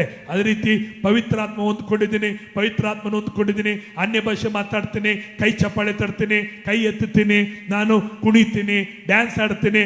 ಹಾ, ಅದಕ್ಕೆ ಮಾತ್ರ ಅಲ್ಲ, ಪವಿತ್ರಾತ್ಮ ನಿಮ್ಮಲ್ಲಿ ಬರುವುದು ಬರೀ ಅನ್ಯ ಭಾಷೆ ಮಾತಾಡೋದಕ್ಕಾಗಿ, ಹೋಗೋದಕ್ಕಾಗಿ ಎಲ್ಲ. ಪ್ರೇರೆ, ನಿಮ್ಮಲ್ಲಿ ದೇವರು ಪವಿತ್ರಾತ್ಮನ ಕೊಟ್ಟಿರುವುದು ಏನಕ್ಕಾಗಿ ಅಂದ್ರೆ, ವರಗಳೊಂದಿಗೆ ಆತನು ಬಂದಿದ್ದಾನೆ. ಯಾವಾಗ ಯೇಸು ಕ್ರಿಸ್ತನು ತಂದೆಯಾದ ದೇವರೊಂದಿಗೆ ನಮ್ಮನ್ನ ಸಮಾಧಾನದ ಒಡಂಬಡಿಕೆಯನ್ನು ಮಾಡಿದನೋ, ಆವಾಗಲೇ ನಿಮ್ಮನ್ನ ದೇವರು ಎಲ್ಲಿಗೆ ನಡೆಸಿದ್ದಾನೆ, ಪವಿತ್ರಾತ್ಮನ ವರಗಳಿಗೆ ಆತನು ನಡೆಸಿದ್ದಾನೆ. 5ನೇ ವಚನ ಇನ್ನೊಂದ್ಸರಿ ಓದ್ಕೊಳ್ಳೋಣ. ನಿರೀಕ್ಷೆಯು ನಮ್ಮ ಆಶೆಯನ್ನು ಭಂಗಪಡಿಸುವುದಿಲ್ಲ, ಇಲ್ಲ, ನಮಗೆ ಕೊಟ್ಟಿರುವ ಪವಿತ್ರಾತ್ಮನ ಮೂಲಕವಾಗಿ ದೇವರ ಪ್ರೀತಿ ರಸವು ನಮ್ಮ ಹೃದಯಗಳಲ್ಲಿ ಧಾರಾಳವಾಗಿ ಸುರಿದದೆಯಲ್ಲ. Price the lord. ಇಲ್ಲಿ ನಾವು ನೋಡ್ತೇವೆ 5ನೇ ವಚನದಲ್ಲಿ ದೇವರ ಪ್ರೀತಿಯನ್ನ ತಿಳುಕೊಳ್ಳುವ ತಿಳುವಳಿಕೆಯನ್ನ, ಆ ರಸವನ್ನ, ಪ್ರೀತಿಯ ರಸವನ್ನ ದೇವರು ನಮಗೆ ಸುರಿದಿದ್ದಾನೆ. ಹಲ್ಲೆಲೂಯಾ. ಯಾವಾಗ ದೇವರು ನಮ್ಮೊಂದಿಗೆ ಸಮಾಧಾನದ ಒಡಂಬಡಿಕೆ ಮಾಡಿಕೊಂಡಿದ್ದಾನೋ, ಇವತ್ತು ಚೆನ್ನಾಗಿ ತಿಳ್ಕೊಳ್ರಿ, ಇವತ್ತು ನೀವು ಕೇಳುತ್ತಿರುವಂತ ಪ್ರಸಂಗ ದೇವರ ಕೋಪವನ್ನಲ್ಲ, ದೇವರು ನರಕಕ್ಕಾಗ್ತಾನೆ ಎಂಬುದಾಗೆಲ್ಲ, ದೇವರು ಶಾಪ ಕೊಡ್ತಾನೆ ಎಂಬುದಾಗೆಲ್ಲ. ಇವತ್ತು ನೀವು ಕೇಳುತ್ತಿರುವಂತ ಪ್ರಸಂಗ, ನೀವು ಧನ್ಯರು, ಭಾಗ್ಯವಂತರು. ಎಂತ ಪ್ರಸಂಗವನ್ನು ಕೇಳ್ತಾ ಇದ್ದೀರಿ? ದೇವರ ಪ್ರೀತಿಯ ಸಂಗತಿಯನ್ನ, ಶುಭವಾರ್ತೆಯನ್ನ ನೀವು ಕೇಳುವಂತವರಾಗಿ ಕಾಣಲ್ಪಡುತ್ತಿದ್ದೀರಾ. ಹಲ್ಲೆಲೂಯಾ. Praise the lord. ಇವತ್ತು ದೇವರ ಕೋಪವನ್ನು ಅರಿಯುವಂತ ಪ್ರಸಂಗ ನಾವು ಕೇಳ್ತಾ ಇಲ್ಲ. ಇವತ್ತು ದೇವರ ನರಕಕ್ಕೆ ಆಗ್ತಾನೆ ಎಂಬ ಪ್ರಸಂಗ ಕೇಳ್ತಾ ಇಲ್ಲ. ಇವತ್ತು ಎಂತ ಪ್ರಸಂಗ ಕೇಳ್ತಾ ಇದ್ದೀವಿ? ತಂದೆ ಪ್ರೀತಿ ಉಳ್ಳವನು, ತಂದೆ ಸಮಾಧಾನದ ಒಡಂಬಡಿಕೆಯನ್ನು ಮಾಡಿಕೊಂಡಿದ್ದಾನೆ. ಹಾಗಾದ್ರೆ ಈ ಸಮಾಧಾನದ ಒಡಂಬಡಿಕೆ ನಿನ್ನನ್ನ ಏನ್ ಮಾಡುತ್ತಂದ್ರೆ, ದೇವರ ಪ್ರೀತಿಯ ರಸದಳಗಳನ್ನ, ದೇವರ ಪ್ರೀತಿಯ ಕರುಣೆಯನ್ನ ಅರಿತುಕೊಳ್ಳುವಂತೆ ಈ ಸಮಾಧಾನದ ಒಡಂಬಡಿಕೆ ನಿನ್ನನ್ನ ನಡೆಸುವಂತದಾಗಿ ಕಾಣಲ್ಪಡುತ್ತದೆ. ಬೇರೆ 9ನೇ ವಚನವನ್ನು ಓದಿಕೊಳ್ಳೋ ನಾವು.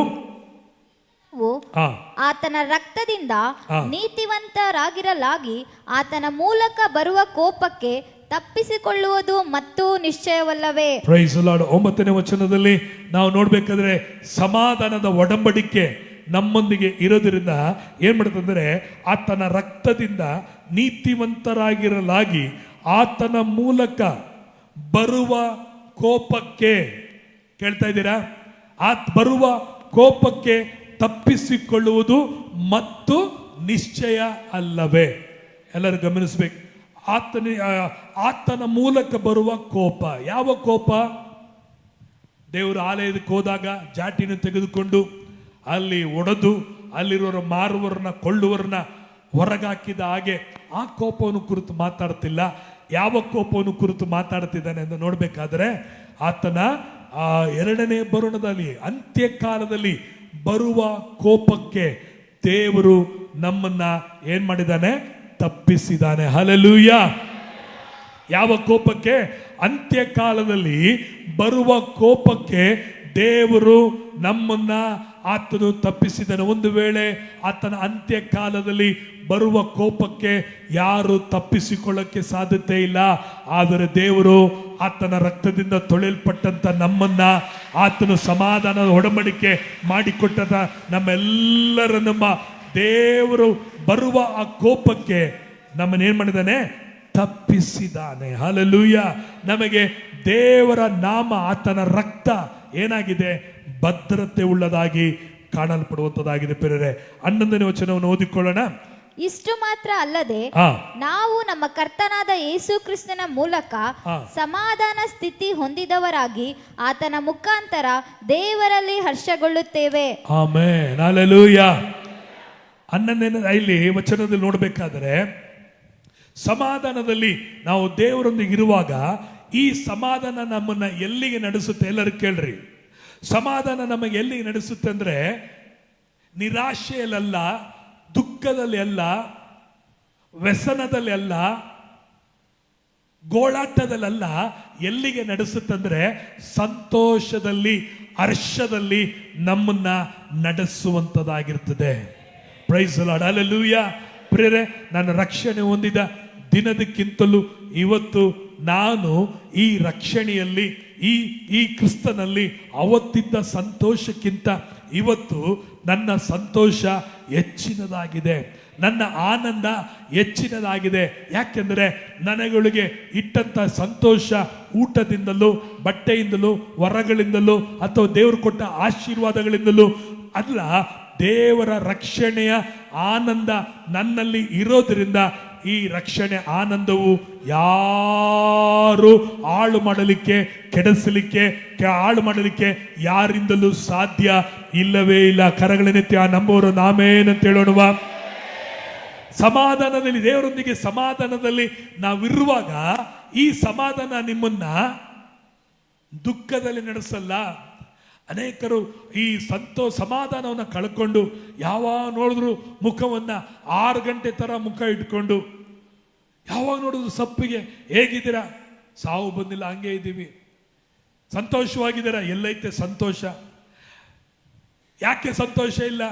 ಮನೆಯಲ್ಲಿ ಊಟ ಇಲ್ಲ, ಮನೆಯಲ್ಲಿ ಕೆಲಸ ಇಲ್ಲ, ಮನೆಯಲ್ಲಿ ದುಡ್ಡಿಲ್ಲ, ಜೋಬಲ್ಲಿ ದುಡ್ಡಿಲ್ಲ.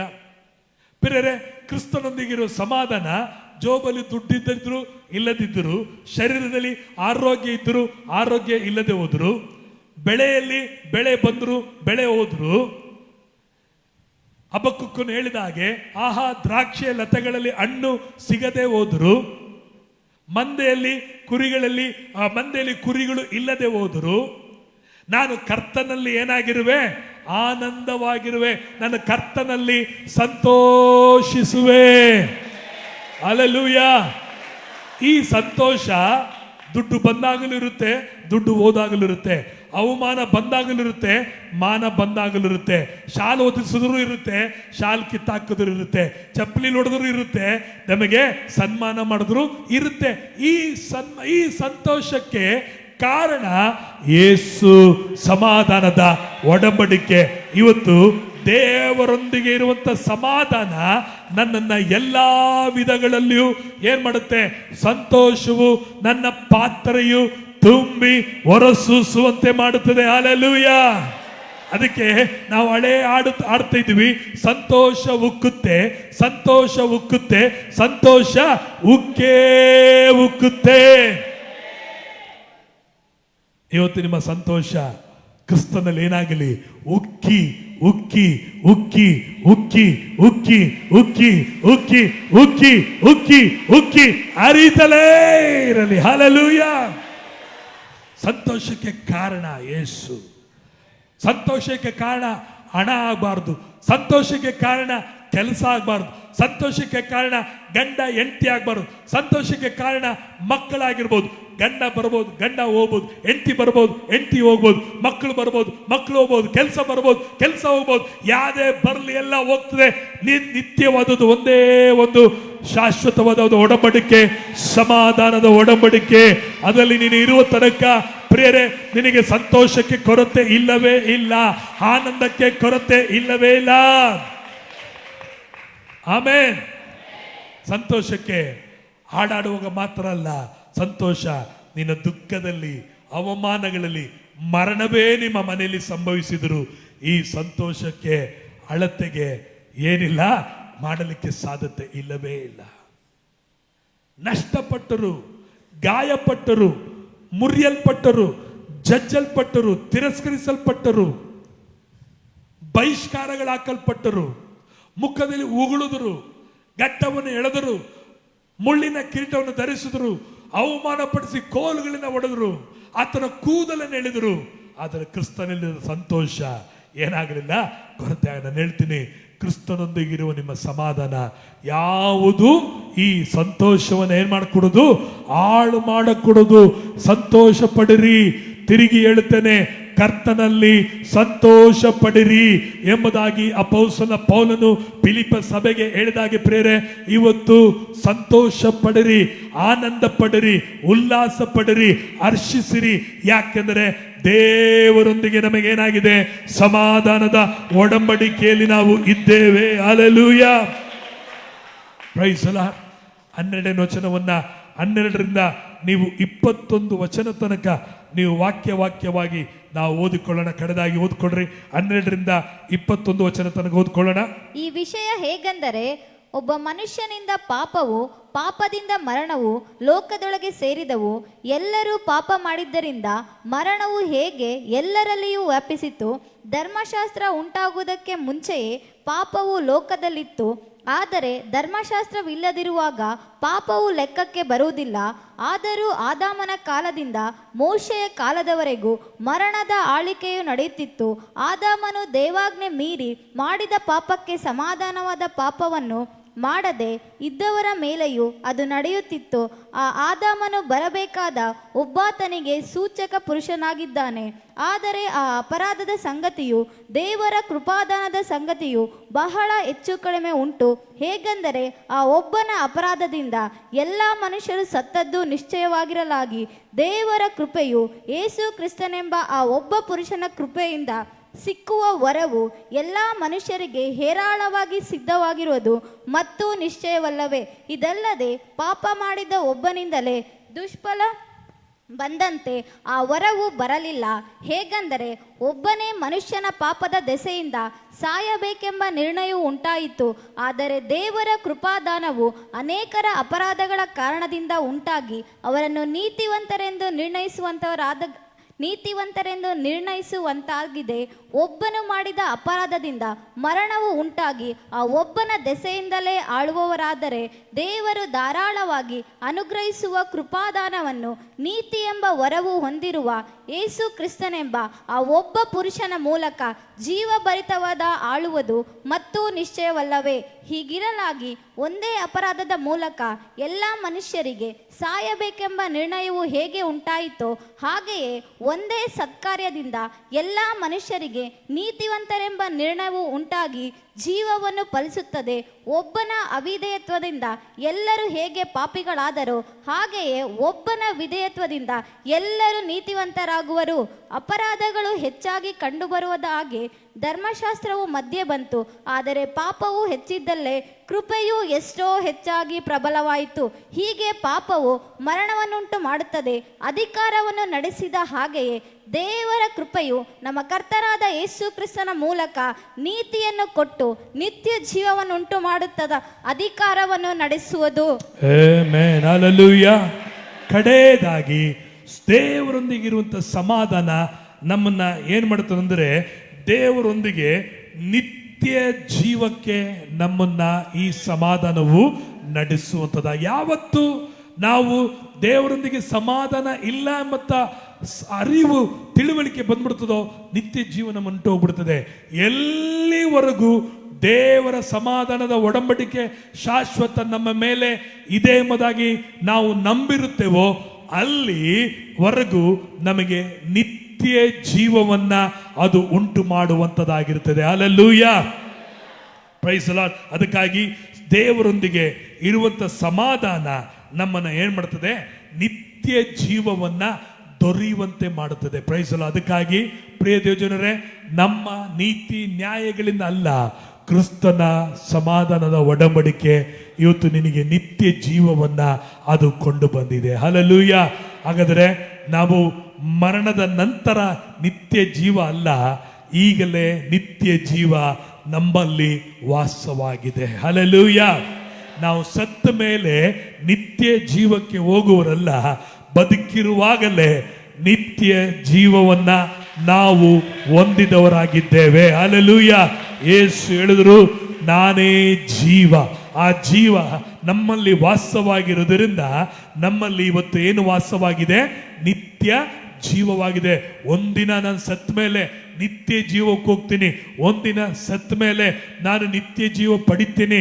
ಇಲ್ಲ ಇಲ್ಲ ಇಲ್ಲ ಇಲ್ಲ, ನೀನು ಈಗಲೇ ನಿತ್ಯ ಜೀವವನ್ನ ಪಡೆದಿದ್ದೀಯ. ನಿನಗೆ ಮರಣ ಇಲ್ಲ. ಎರಡನೇ ಮರಣದಿಂದ ದೇವರು ನಿನ್ನನ್ನು ತಪ್ಪಿಸಿದ್ದಾನೆ.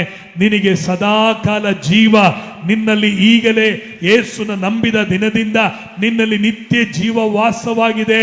ದೇವರೇ ನಿನಗೆ ಜೀವವಾಗಿದ್ದಾನೆ. ಆಮೆನ್. ನಿತ್ಯ ಜೀವ ಸತ್ತ ಮೇಲೆಲ್ಲ ನಿತ್ಯ ಜೀವ ಇವಾಗ ಎಲ್ಲಿದೆ? ನನ್ನಲ್ಲಿದೆ. ದೇವರ ರಾಜ್ಯ ಎಲ್ಲಿದೆ? ನಿನ್ನಲ್ಲಿಯೇ ಇದೆ. ಸತ್ತ ಮೇಲೆ ದೇವರ ರಾಜ್ಯ ಅಲ್ಲ, ನೀನು ಈಗ ಬದುಕಿರುವಾಗಲೇ ದೇವರ ರಾಜ್ಯವನ್ನ ನೀನು ಅನುಭವಿಸ್ತಿದೀಯ. ದೇವರ ರಾಜ್ಯ ಏನು? ನೀತಿ, ಸಮಾಧಾನ, ಸಂತೋಷವಾಗಿದೆ. ದೇವರ ರಾಜ್ಯ ನೀತಿ, ಸಮಾಧಾನ, ಸಂತೋಷವಾಗಿದೆ. ನೀತಿ ಅಂದ್ರೆ ತಂದೆಯಾದ ದೇವರು, ಸಮಾಧಾನ ಅಂದ್ರೆ ಕರ್ತನಾದ ಯೇಸು ಕ್ರಿಸ್ತನು, ಸಂತೋಷ ಅಂದ್ರೆ ಪವಿತ್ರಾತ್ಮನಾದ ದೇವರು. ದೇವರ ರಾಜ್ಯ ನೀತಿ, ಸಮಾಧಾನ, ಸಂತೋಷ. ತಂದೆಯಾದ ದೇವರು, ಕರ್ತನಾದ ಯೇಸು ಕ್ರಿಸ್ತನು, ಪವಿತ್ರಾತ್ಮನ ದೇವರು ಇವತ್ತು ಎಲ್ಲಿದ್ದಾನೆ? ನಮ್ಮ ಒಳಗಡೆ ಇದ್ದಾನೆ. ದೇವರ ರಾಜ್ಯ ಅಲ್ಲಿ ಇಲ್ಲ, ಇಲ್ಲಿ ಇಲ್ಲ, ಸತ್ತ ಮೇಲೆ ಅಲ್ಲ. ದೇವರ ರಾಜ್ಯ ಎಲ್ಲಿದೆ? ಎಲ್ಲ ಹೇಳ್ರಿ, ದೇವರ ರಾಜ್ಯ ಎಲ್ಲಿದೆ? ಪರಲೋಕಕ್ಕೆ ಹೋಗೋರಲ್ಲ, ಪರಲೋಕ ನಮ್ಮ ಒಳಗಡೆ ಬಂದಿದೆ. ಹಲ್ಲೆಲೂಯ. ನಾವು ಇಲ್ಲಿಂದ ಹೋಗುವಾಗ ನಾವು ಪರಲೋಕದೊಂದಿಗೆ ನಾವೇನ್ ಮಾಡ್ತೀವಿ? ಅಲ್ಲಿ ಸೇರಕ್ಕೆ ಹೋಗ್ತೀವಿ.